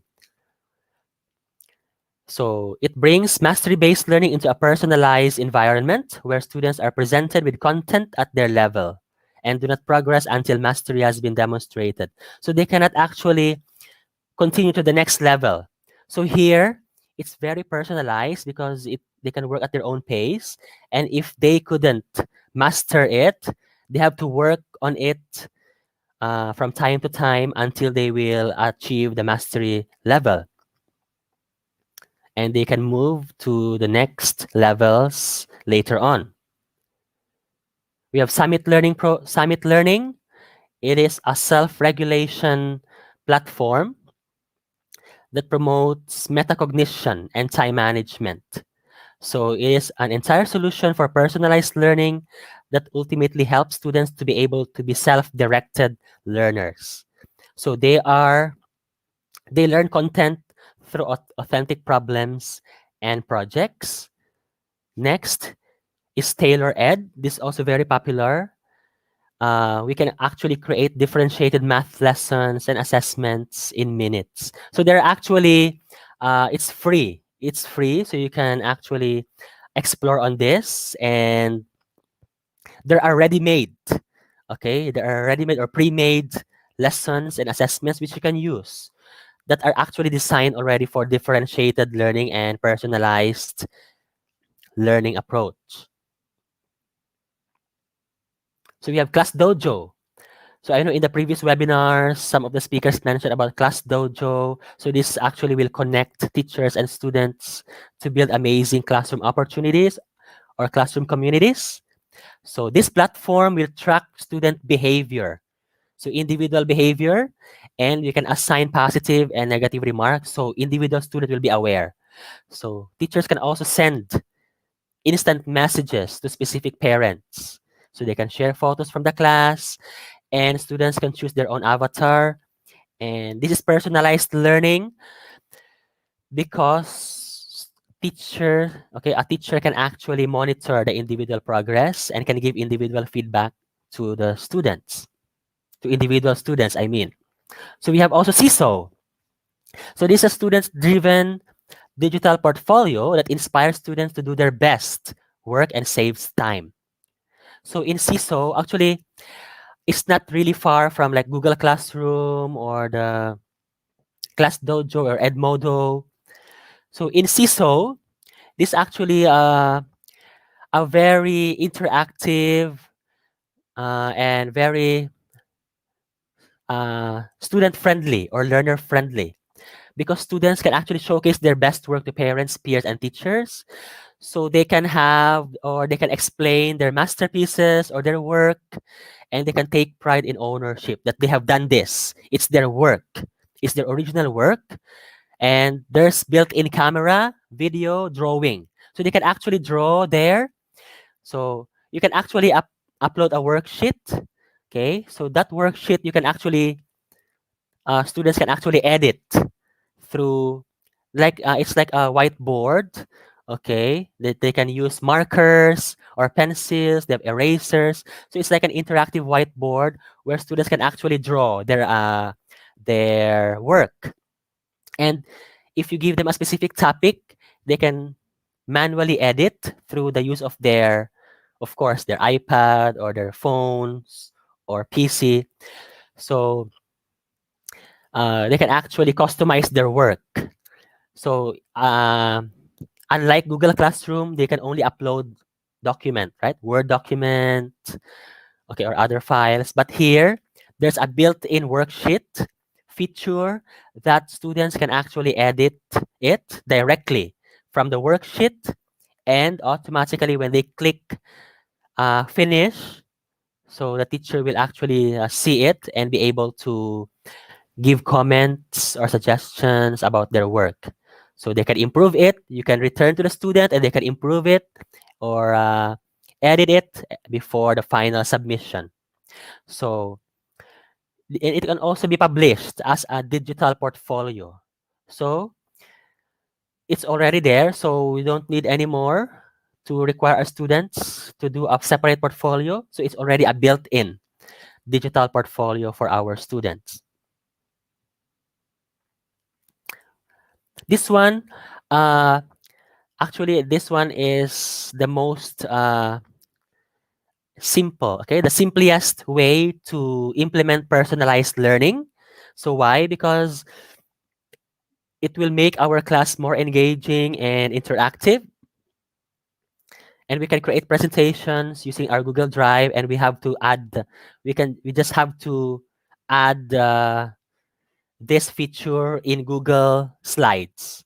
So if you have your Google Slide presentation, if you have PowerPoint, so for example, you have the Microsoft PowerPoint presentation, so you can convert it to Google Slide, and then from Google Slide, you have to save it as a Google Slide, and then you can add this feature. You click the add-on, right? So click add this Pair Deck add-on, and you can actually insert in your slides some interactive questions or exercises or polls, surveys, or maybe a multiple choice or true or false, or you can ask them about their reaction of what you asked them related to the topic. And this can be applicable before the lesson, during the lesson, and after the lesson. So those are just some. Actually, there are a lot. Okay, and as much as I want to share, like like the practical, I mean the examples of how we really use like Pear Deck or the CISO. Okay, so it needs like another session, right? So another session for like focusing on how we use the CISO or Pear Deck. Okay, and anyway, we have video tutorials online that you can follow. It's really very simple, okay, and easy to follow. Okay, the video tutorials, and for Pear Deck, you can actually set it as a student paced. Okay, so students can actually work at their own pace. So uh, even if you finish the class, they can still follow your. They can still open your presentation and do the exercises built in this Pear Deck presentation. And It's also a formative way of assessing our students, okay, how well they understood and master your lesson. So this is very simple. This is the simplest way to implement personalized learning in such a way that if they couldn't follow us in the teacher-paced presentation, we have the option to set it as a student-paced. So for those who cannot follow our presentation, so offline, they can still do it at their own time and at their own pace. So according to Alan Cohen, so personal growth is not a matter of learning new information, but of unlearning old limits. So if we have this growth mindset, so if we have the mindset of continuous improvement, we are open and optimistic in learning new ways of teaching and learning approaches, then it will not be impossible for us of bridge the gap of the education limitations and challenges that we face now, especially in this situation and even in the uh, post-COVID era. This will really benefit all of us as teachers and even our school leaders, the parents, and the learning community as a whole. So later in the Q&A session, please feel free to raise your questions or reactions, or if you have any clarifications. So we would be happy to answer all of those later in the Q&A session. And later, if you have further questions, so you can contact me through the following information, through my phone and the email. And that's all for my presentation.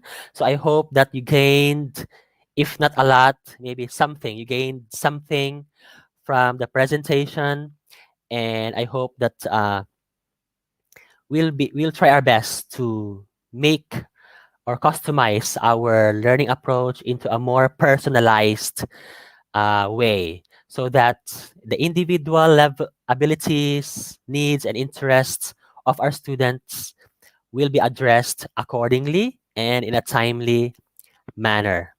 So again, uh, personalized learning, okay, uh, is not to really focus our attention to individual student, but of course, uh, uh, customizing and tailoring, okay, our learning design in such a way that it will fit to the three levels: the slow learners, the average, and the fast learners. And they will be able to accomplish the desired learning outcomes and competencies at the end of the lesson or the unit or chapter. So thank you very much, everyone, for to all my dear fellow educators. So I hope that you have gained something from today's session. So thank you very much, and all the best for all our future academic endeavors.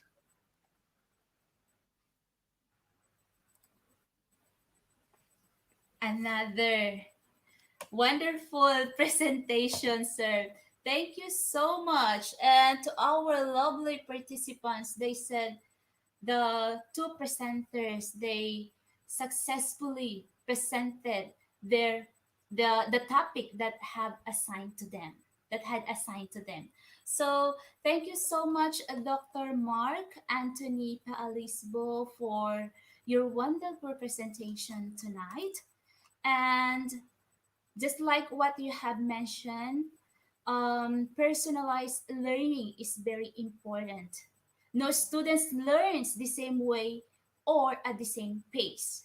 And with personalized learning, each student is provided a learning journey that tailors to their needs and interests. That is according to the Ren Doni. And of course, sir, thank you so much for sharing the four pillars of personalized learning, which are flexible, empowering, tailored, and mastery based. Flexible students have the ability to learn at their own terms, which is right.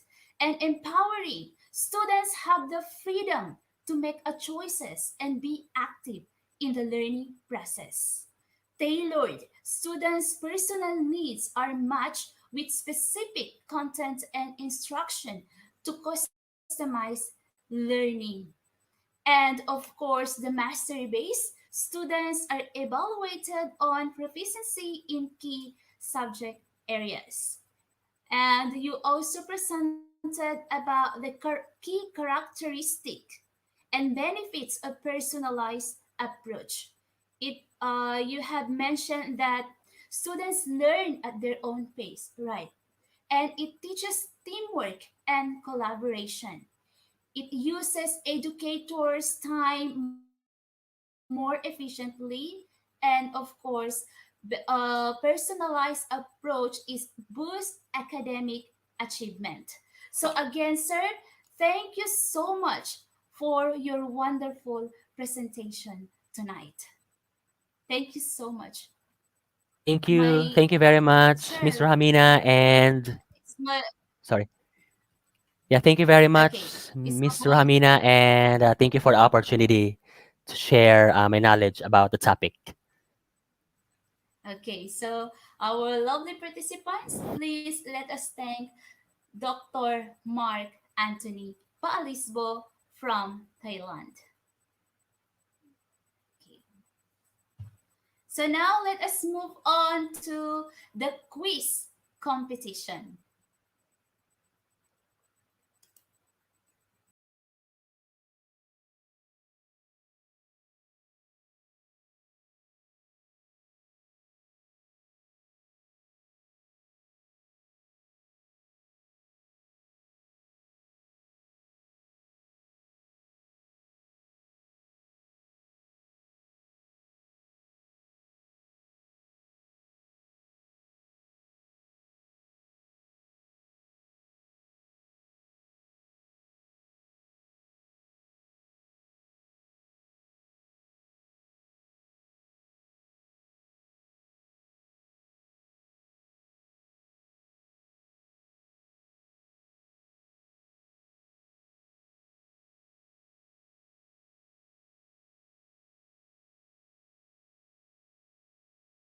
We have more than 100 participants for quiz competition. And please use your complete name when you join the quiz competition for your certificate.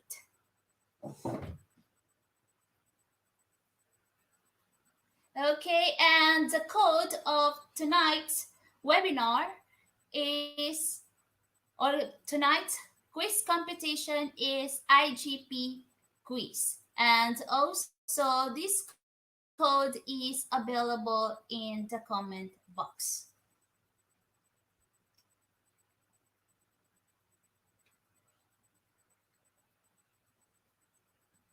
Okay. Please browse www.slido.com.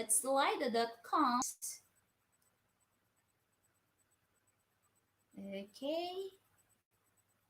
Um, Thank you so much to our excellent speakers, according to Mom Rosalia. Thank you, Mom Rosalia.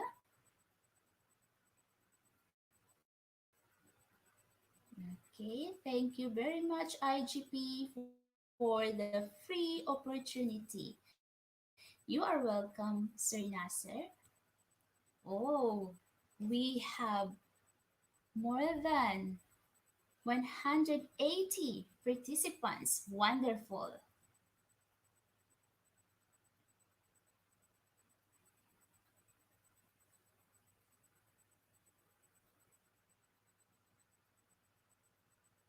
Mhm.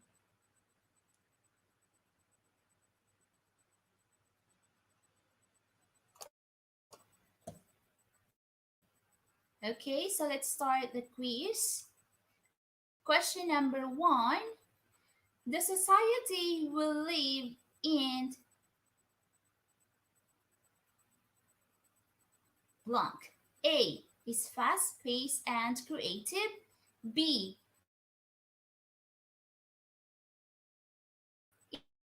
is constantly 94% said all of the above. Correct answer. All of the above. Let's move on. Question number 2.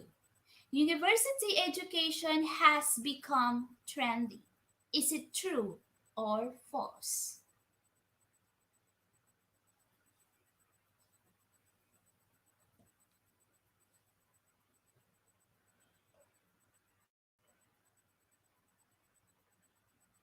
Okay, so the correct answer for question number 2 is true. And 98% of the participants got the correct answer.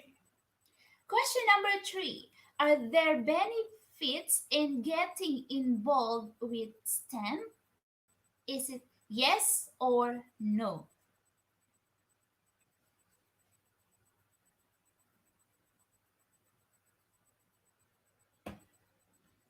Okay, let's see the correct answer for question number 3. No one answered no.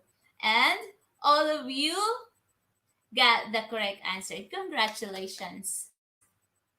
Okay, question number 4. How is the education system split? A. Provincially or B. Nationally? Okay, let's see.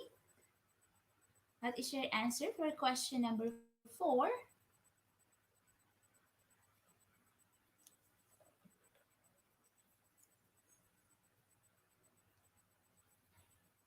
Okay, 97% said nationally, but the correct answer is letter A, which is provincially, and only 27% of the participants got the correct answer.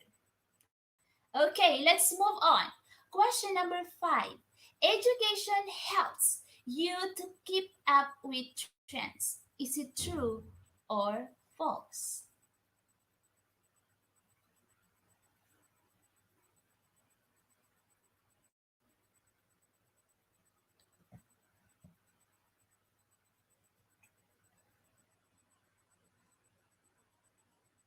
Okay, only 2% answer false, and the correct answer is true.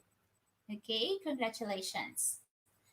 And let us move on to question number 6. Some of the occupations you will hold in the future may not exist today. Is it true or false?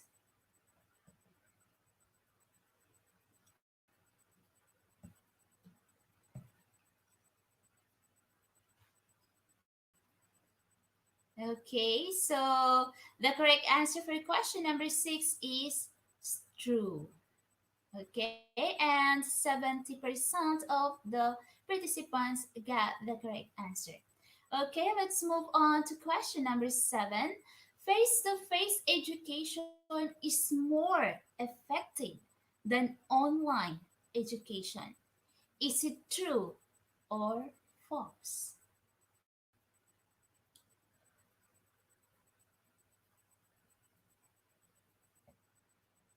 Okay, 86% said true, while 14% said false, and that is the correct answer. False. So only 14% of the participants got the correct answer.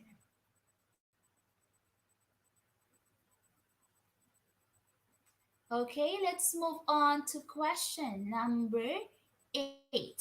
Education need not be considered when choosing professions. Is it false or true?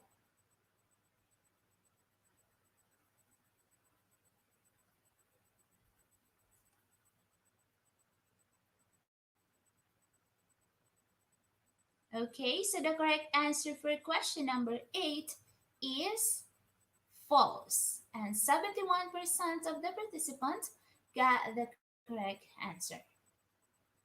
Okay, who is the top one? So top one now is Mom Emily. Okay, let's move on to question number 9. Mhm. Number 9.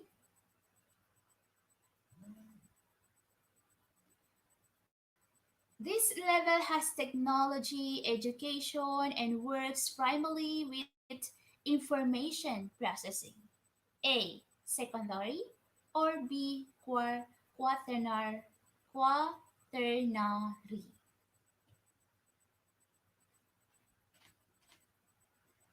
Okay, so the correct answer for question number 9 is letter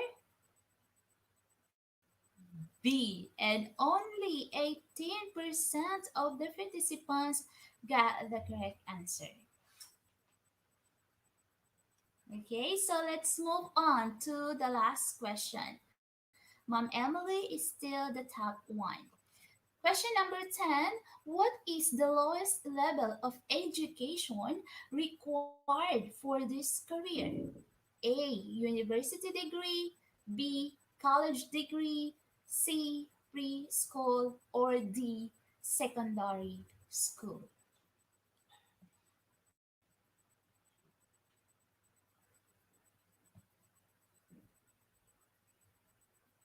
Mhm. What is the correct answer for question number 10? Okay, so the correct answer is letter D, secondary school, and only 29% of the participants got the correct answer. Okay, so let's see who are the top 10 winners for tonight's webinar. Wow, top 1, Ma'am Emily. Top 2, Ashok. And top 3, Ariel. 4, Anna. 5, Olavinri. 6, Dennis. 7, Miriam. 8, Princess Farah.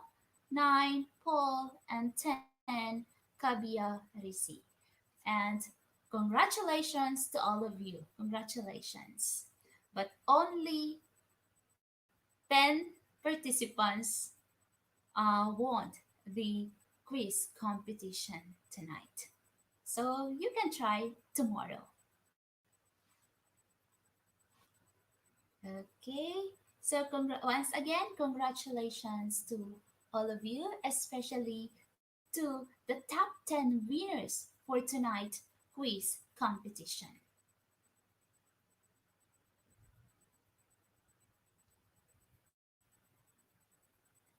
Okay. Mom Emily, perfect score, 10 over 10. Congratulations, Mom Emily. Okay, and be ready for our Q&A session. Once again, congratulations to all of you. We are all winners.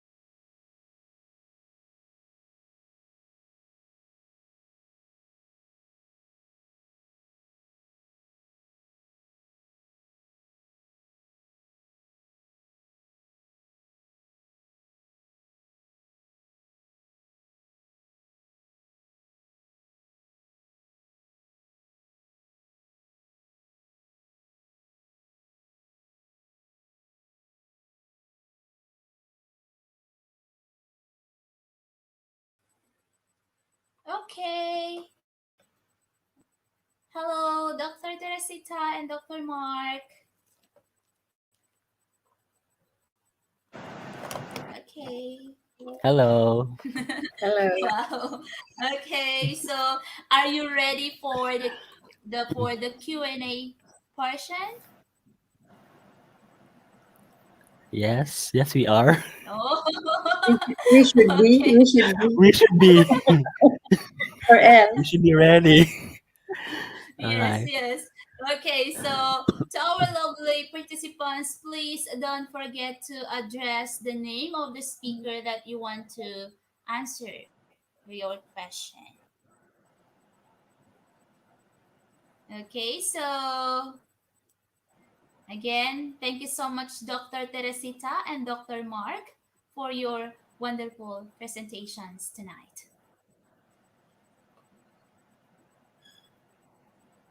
Okay, we have first question from Ma'am Manolita for Mm. Miss Doctor. Right. Scaffolding use collaborative learning with teachers, parents, or people, what the peers who is Years. more knowledgeable. Yes, peers. Yes. Contextual learning use scaffolding wherein peers are scaffolded. Can you cite some ways to use peers in scaffolding? Okay, wonderful question. Thank you so much, Ma'am Manolita. Lebigatsky, scaffolding. All right. What can I understand with your question is, what do you mean peers? It's Maybe the the team. students' peers or the teachers' team? Yes, Ma'am Manolita. Because you Please. mentioned about peers, because there are two sides here. You have the students and you Mm, have the teachers, a collaborative group. mm. So maybe let us, maybe for teachers, Mom. Mm.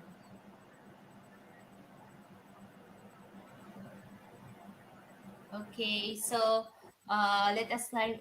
Ma'am Manolita, you can write again your question and then we will go back to the question later on. Okay, from Mom Ben. Why is it that online learning is more effective than face to face? I think Dr. Mark? Okay. Uh, Now we are required to shift to online, but I think some soon in the Philippines will be going back to on-site. But Mm-mm. whatever modes of teaching will we use, I think our teaching approach will matter. And Mm-mm. of course, when we the major thing that we have to consider is our resources, right? Mm-mm. So for online learning, what is good is that if we have a good platform, like as simple as like Google Classroom, okay, we can actually upload all our materials, our resources, where students can actually read in advance or read at their own pace, at their own time as well. So even offline, they are still given the responsibility to read.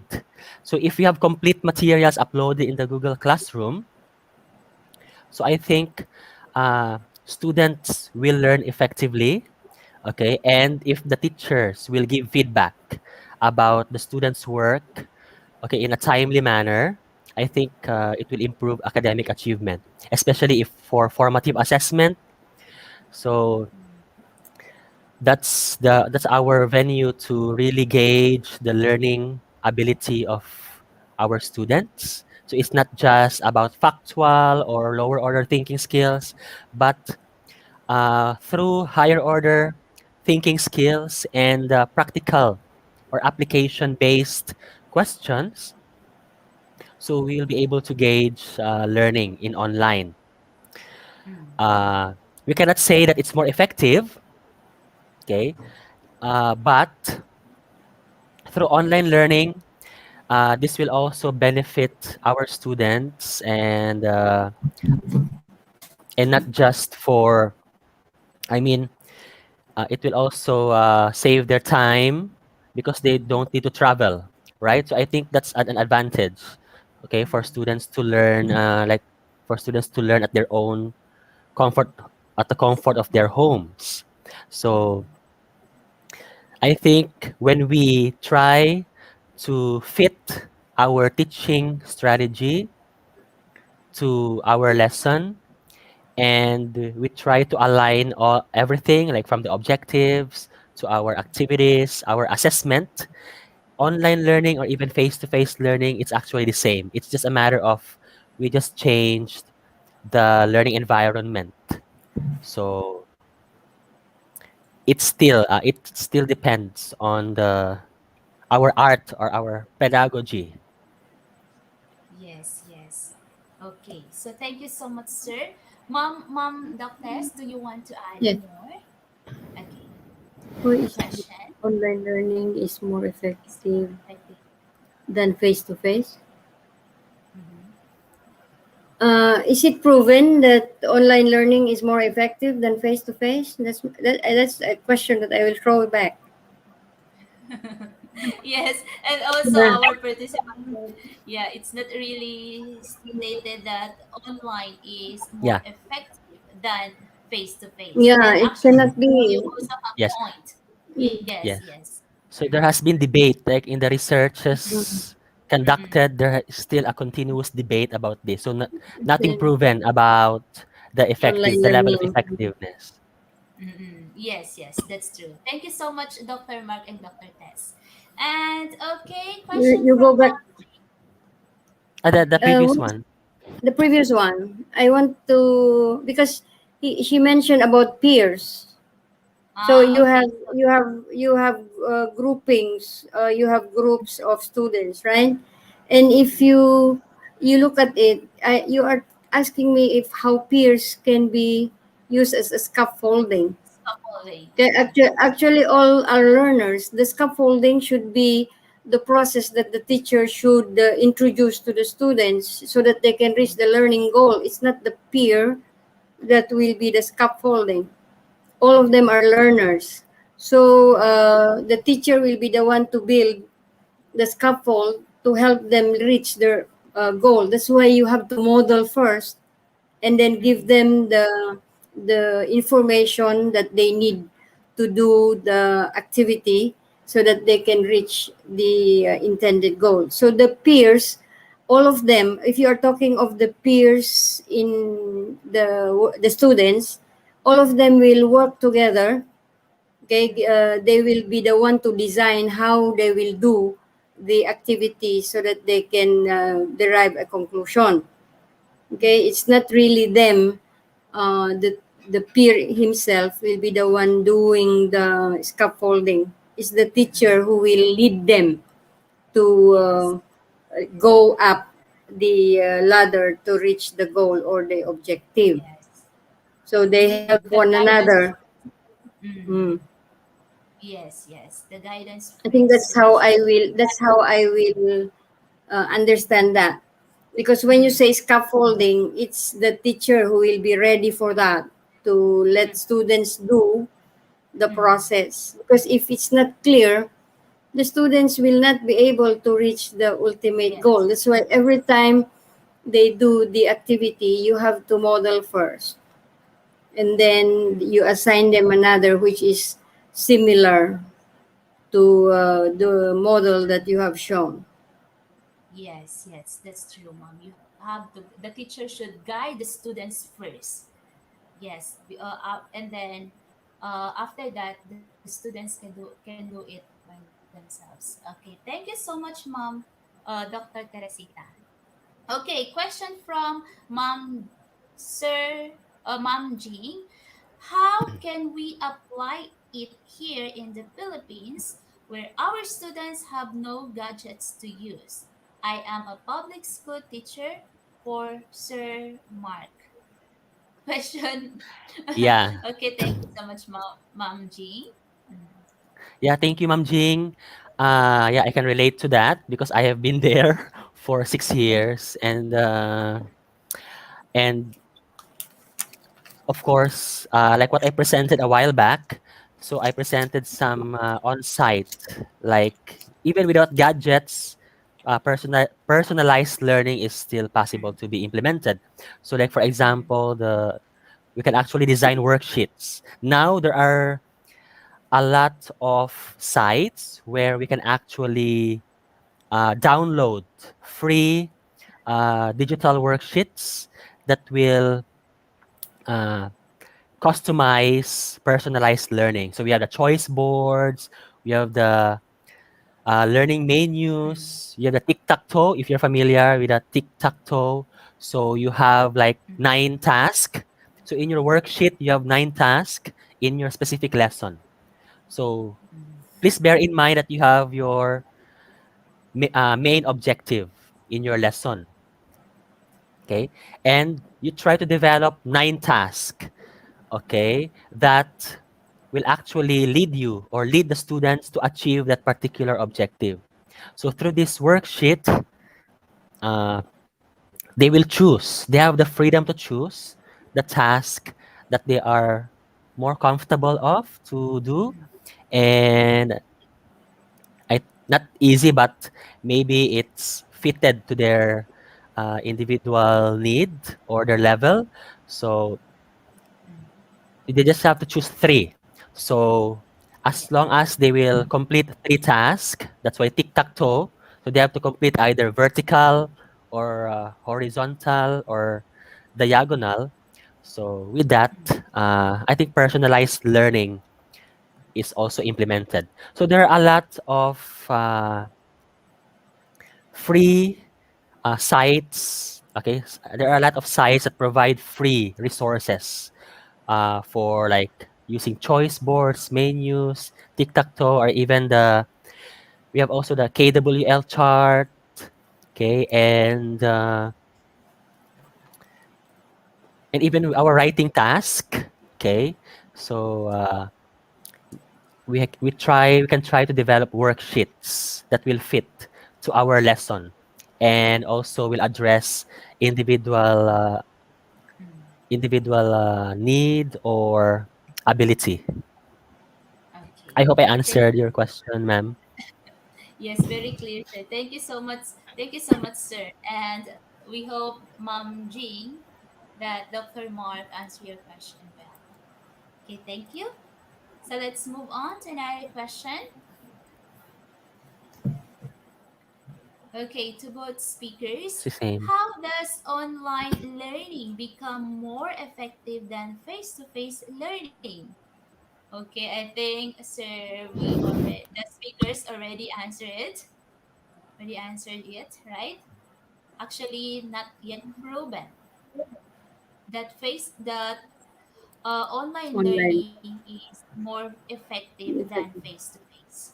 Yes, thank you. Okay, again, question from Mom Evelyn to Dr. Mark. Does personalized learning demand a greater resilience on technology on the Reliance. part of reliance of technology on the part of students? All right.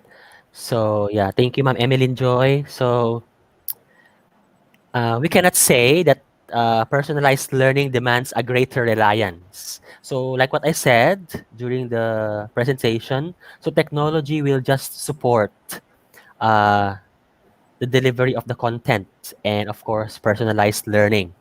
So we have offline strategies, tools and resources that will help us implement this approach. So, uh, with, of course, contextualization, integrative approach, and personalized learning. So, we do not necessarily need technology, but better if we have access to technology tools that would even upgrade our implementation.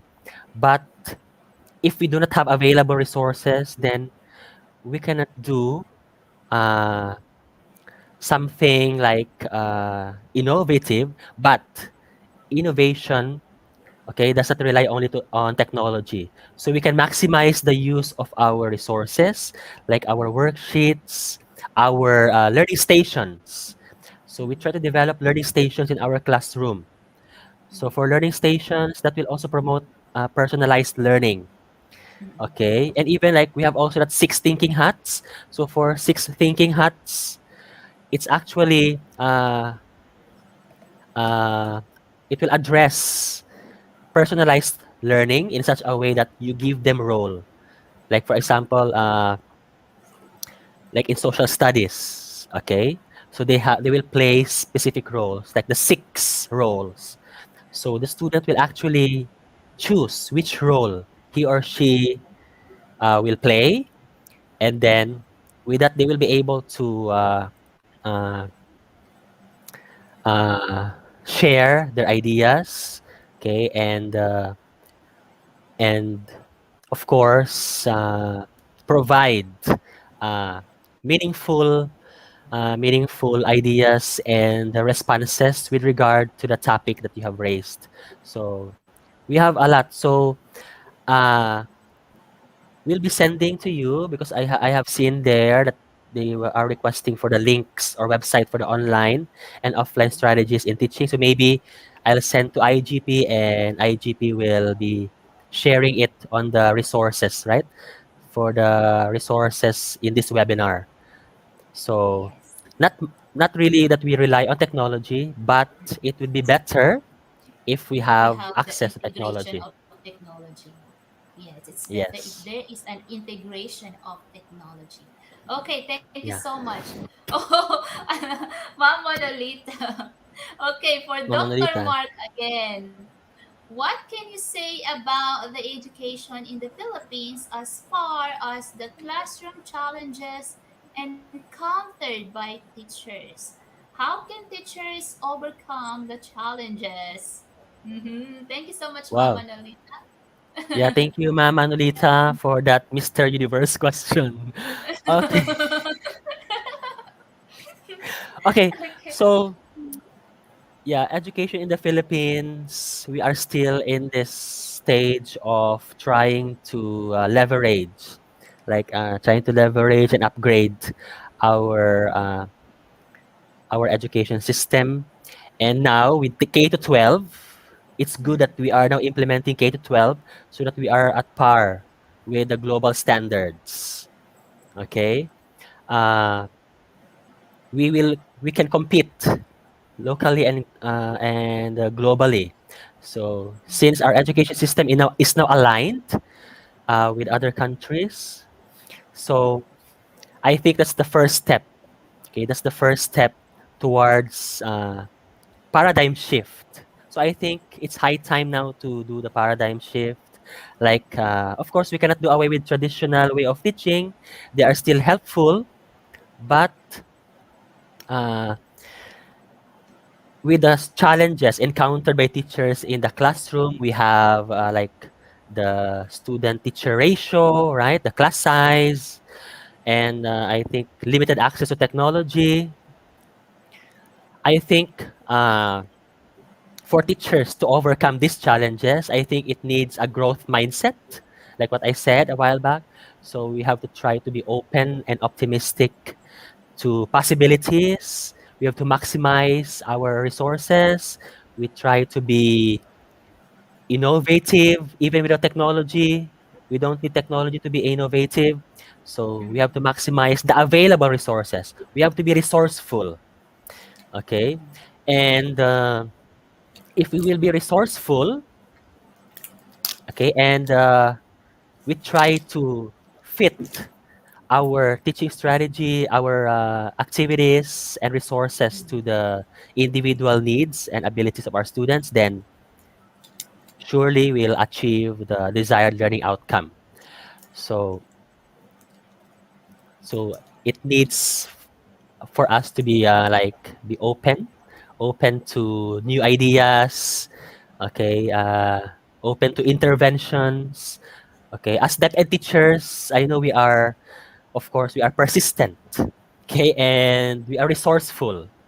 So I think we can deliver the quality instruction, okay, with our being persistent, creative, innovative in our own way, and to maximize the use of our available and accessible resources.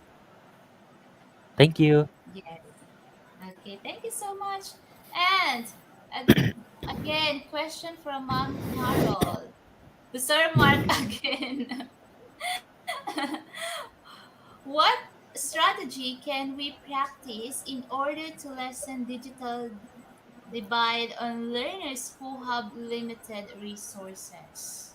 Strategy, sir. Okay, To those strategy. students. Okay, yeah. Thank you, Ma'am Carol. So, what strategy?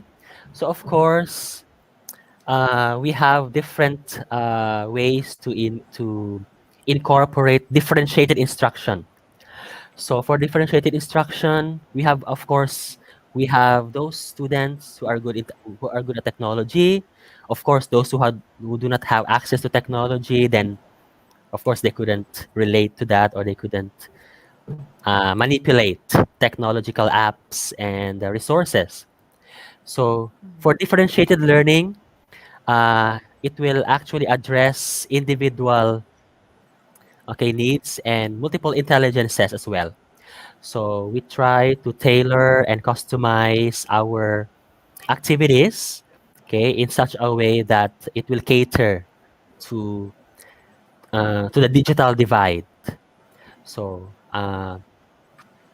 differentiated instruction, and we try to develop multiple intelligence-based activities, okay, that will actually promote uh, personalized learning in our own way, without with or without technology.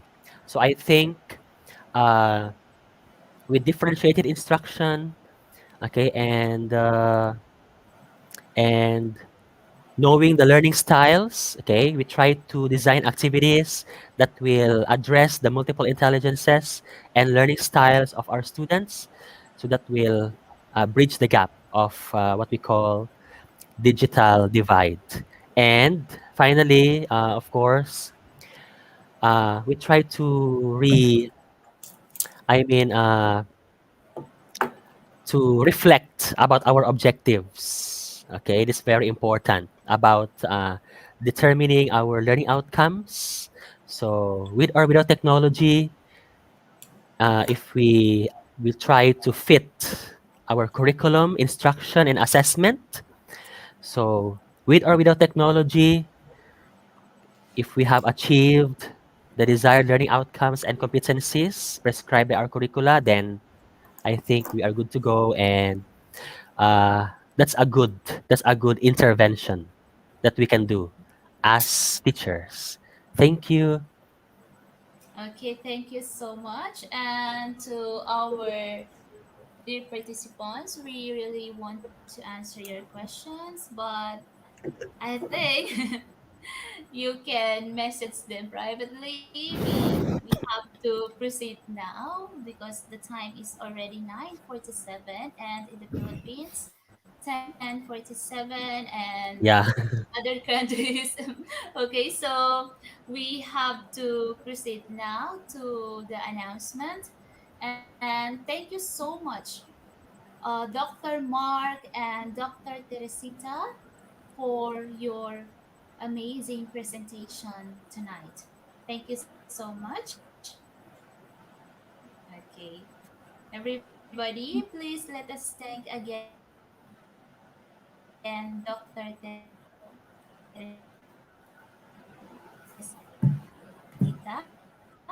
and Dr. Elizabeth for sharing your valuable thoughts. You are welcome, Mom Carmela. Okay. Thank you. So Thank you very much, let us. IGP. Okay, you're welcome, sir. Mom, Dr. Teresita, thank you so much. Good evening and good night. Yes. Okay. Mm. Okay, let us proceed now to the announcement. Double bonus. From September, we will arrange free international webinars on weekend. Okay, so Sunday, that is morning sessions, 9:30 a.m. Bangladesh time. Okay, so that will be on. Okay, that will be on or in September. So we have a morning session Monday. Okay, from 1st September and 3 hours morning session. Okay.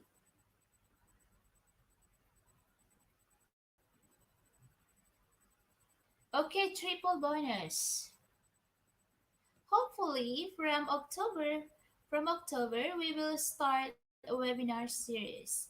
You will get individual certificate for each webinar, and after submitting all certificates, you will receive a webinar series certificate.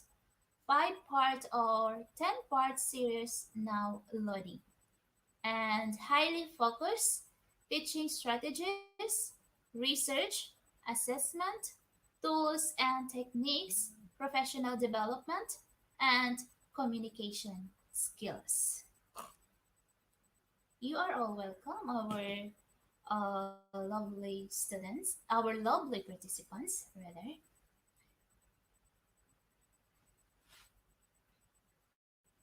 Okay. Certificate code must from July 10, 2021, which available on video session certificate. And without certificate code, no one is eligible for certificate. Video will be available always on our Facebook page, website, and YouTube channel.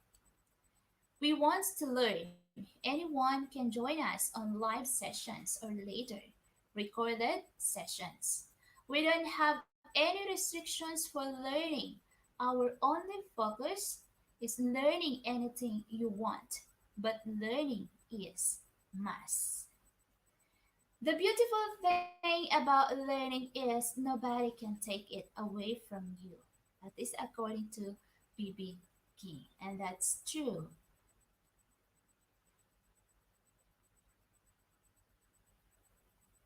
Announcement coming soon. For the first time, IGP will launch a virtual award ceremony program. So, please wait for the announcement for our virtual program award. Okay, 15th September, we will publish our Android applications. You can do everything from that application also.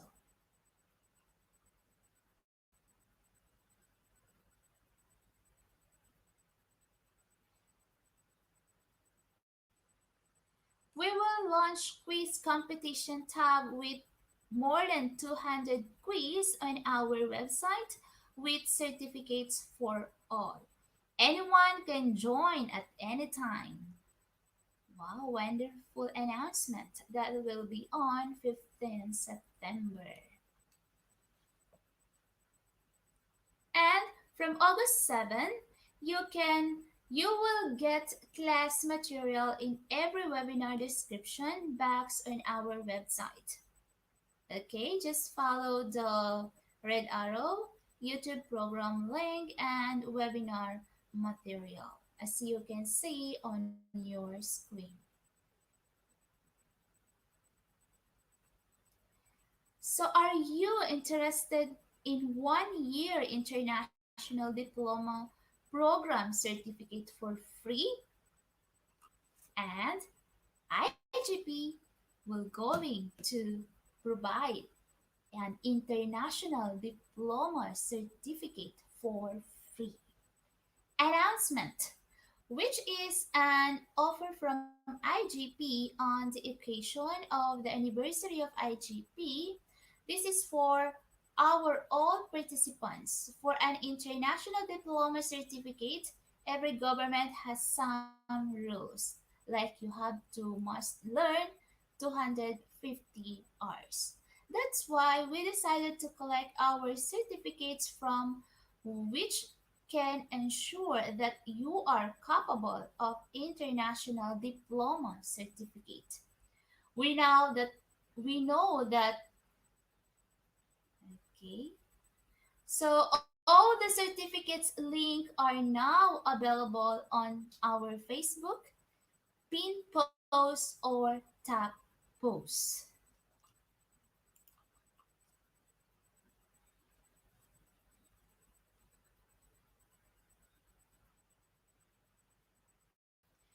What you have to do: collect all the certificates from our website from 15 August 2022 to 10 August 2021 and submit all the certificates into given link with your full name, profession, designation, and country.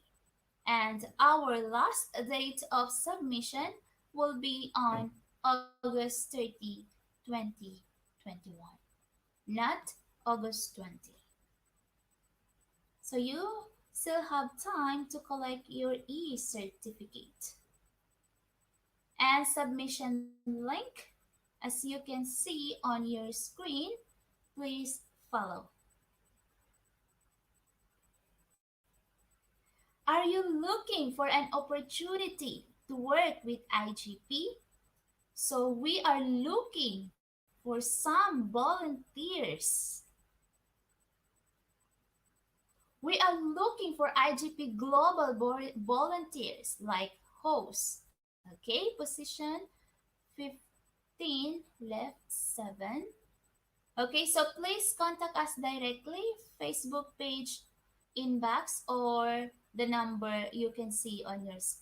So if you are interested to become a host or moderator and IGP, so please message us, or you can message directly on the number provided on your screen. And we also looking for quiz maker. Okay, position we have um 30 now, and then only 10 is available. So if you are interested, so please message us. Okay, message us on the number on your screen and also the Facebook page inbox.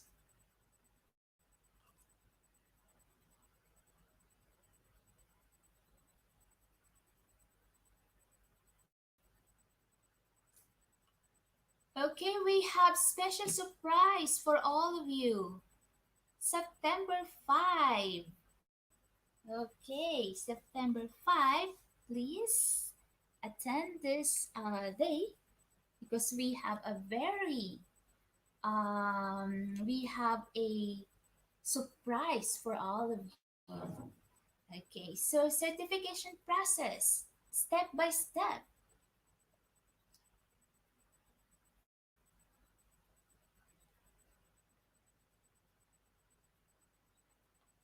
Okay, so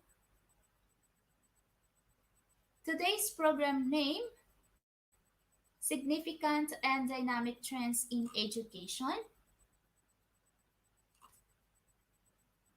Okay, this is the step 1. Step 2, certification link, as you can see on your screen. And certification link now available in comment box and pin comment.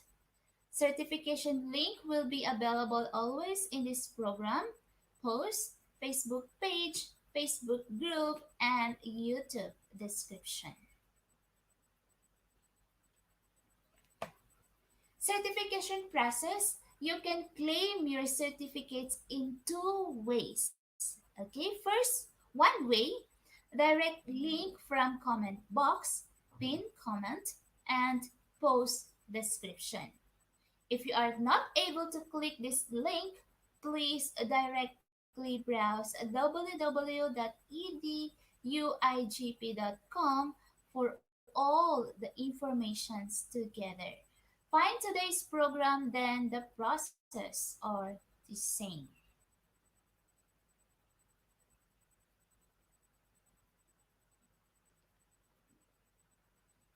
Okay, step 3. Browse www.edigp.com or given link. You will redirect this page of our website. And please click enroll now as you can see on your screen.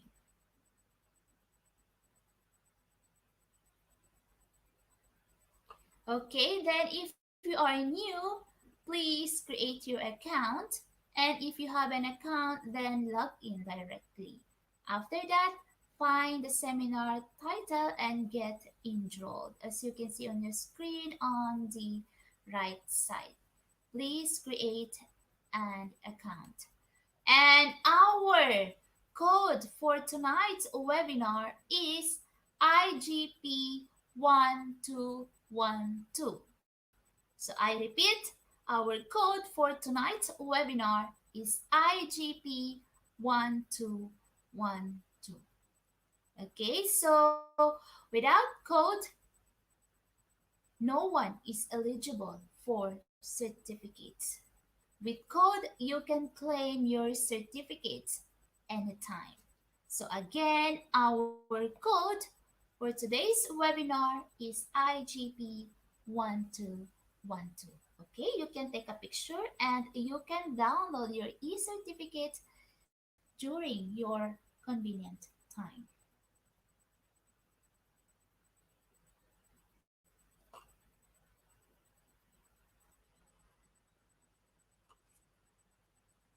So with code, get your certificate. Okay, just enter the code IGP1212 on the certificate code and get your certificate. Okay, very clear instruction. Our free international webinar certificate is auto downloadable in PDF file. So check your device file manager. Sometimes it looks uncompleted, which is for your mobile screen size. In PDF file, everything is okay. If nothing is found in your file manager, please check your browser setting or update your browser or try with another browser or try it from a laptop or desktop.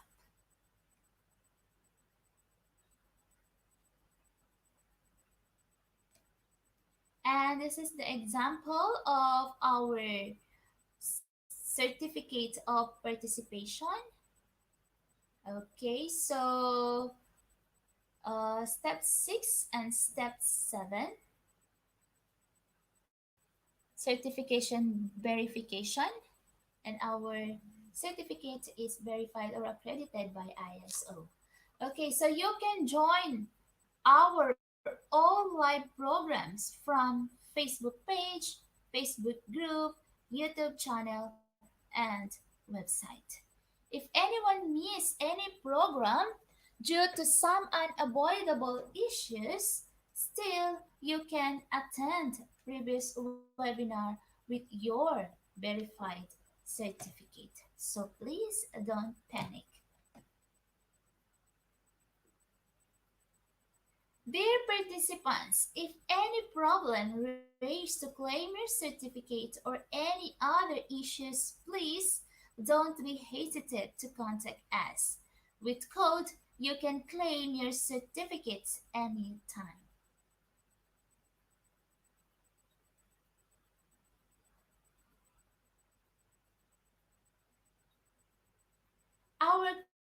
Our core team members are always ready in comment section to support you to find solutions. Team Customer Service Representative in Face FB page, Mom Charisse and Mom Janet. They are all beautiful. And Team Customer Service Representative FB Group, Mom Cherilyn, Sir Jonas, and Sir Alonso. Okay, so um, please, you can ask them a question. Team Customer Service Representative YouTube channel Sir Kelvin Linatok, Sir Joel Danog, and Sir Jeffrey Sayak. Okay, thank you so much, moms and sir, for your untiring support. And our next webinar on August 29, Principles of Leading Change, with four speakers from South Africa and United Kingdom.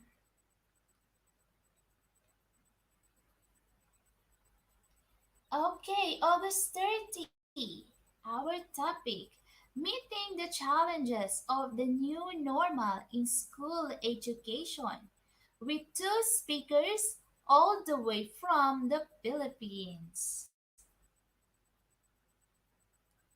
And August 31, Young Leaders Changing the World, with four speakers from South Africa, United Kingdom, and Vietnam.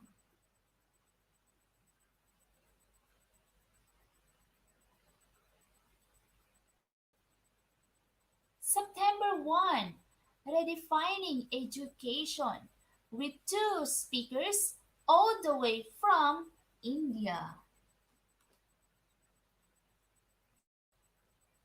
September 2, the importance of developing the skills of young people, with three speakers from India, Nepal, and Laeste. Okay.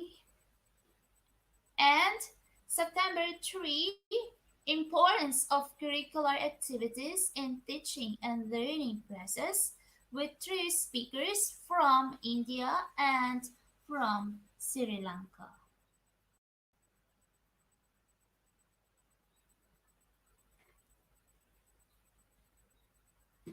Okay, September 4, the importance of education in society, with three speakers from Canada, so Somalia, and of course from Qatar.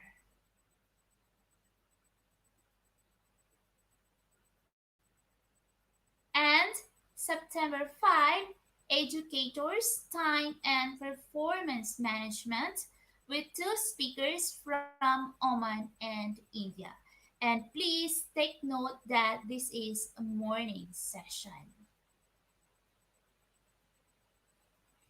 Okay, so September 5, Technology of the Future in Education, Advantages and Challenges, with three speakers from Croatia, India, and India.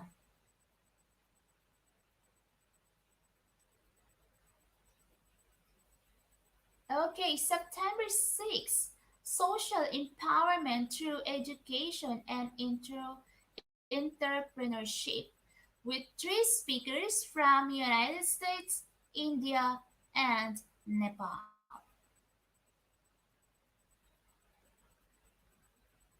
And September 7, topic ICT uses in everywhere, with three speakers all the way from India. September 8, Productivity and Time Management, with three speakers from Bahrain, Mongolia, and Nigeria.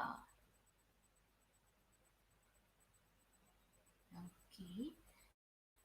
And September 9, topic 21st Skills in Education and Integration of Technology, with three speakers all the way from Albania.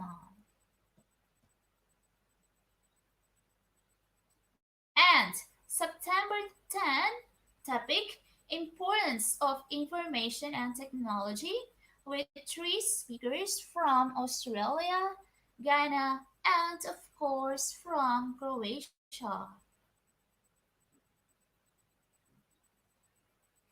And September 11, topic supporting learning through interactive learning tools with three speakers all the way from Philippines. You are all welcome. Okay, and September 12th, topic Developing a Miracle Mindset with three speakers from United States, United Kingdom, and United States and United Kingdom. You're welcome, Ma'am Evelyn. And September 12th, topic, okay, this is morning session. Remember, morning session. Topic, reading interventions during pandemic with three speakers all the way from the Philippines. Another important or relevant topic, and with the speakers Sir Mike Damaso and Ma'am Shine Shine B. Pagatpatan. I hope I pronounced your name correctly. Okay, and September 13, topic research methodology and literature review with two speakers all the way from the Philippines. You are all welcome. And September 14, topic the importance of health and wellness with three speakers from Nigeria, India, and of course from United Kingdom. You're welcome, Ma'am Consuelo. And September 15, impact of quality education in a new normal with two speakers all the way from the Philippines. And September 17, topic financial education with three speakers all the way from the Philippines. Okay, Mom Mary Grace, our code for tonight is 1 IGP 1212. Okay, memories. So, September 19, interactive learning strategies in education with three speakers all the way from the Philippines. And take note, this is morning session. And September 19, psychosocial issues of students with three speakers from India and Australia.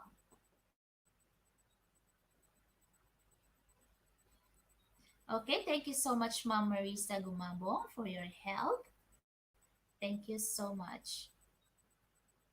Okay, Ma'am Sir Romlane, please try it again. And okay, our code for today's webinar is IGP 1212. I repeat, our code for today's webinar is IGP 1212.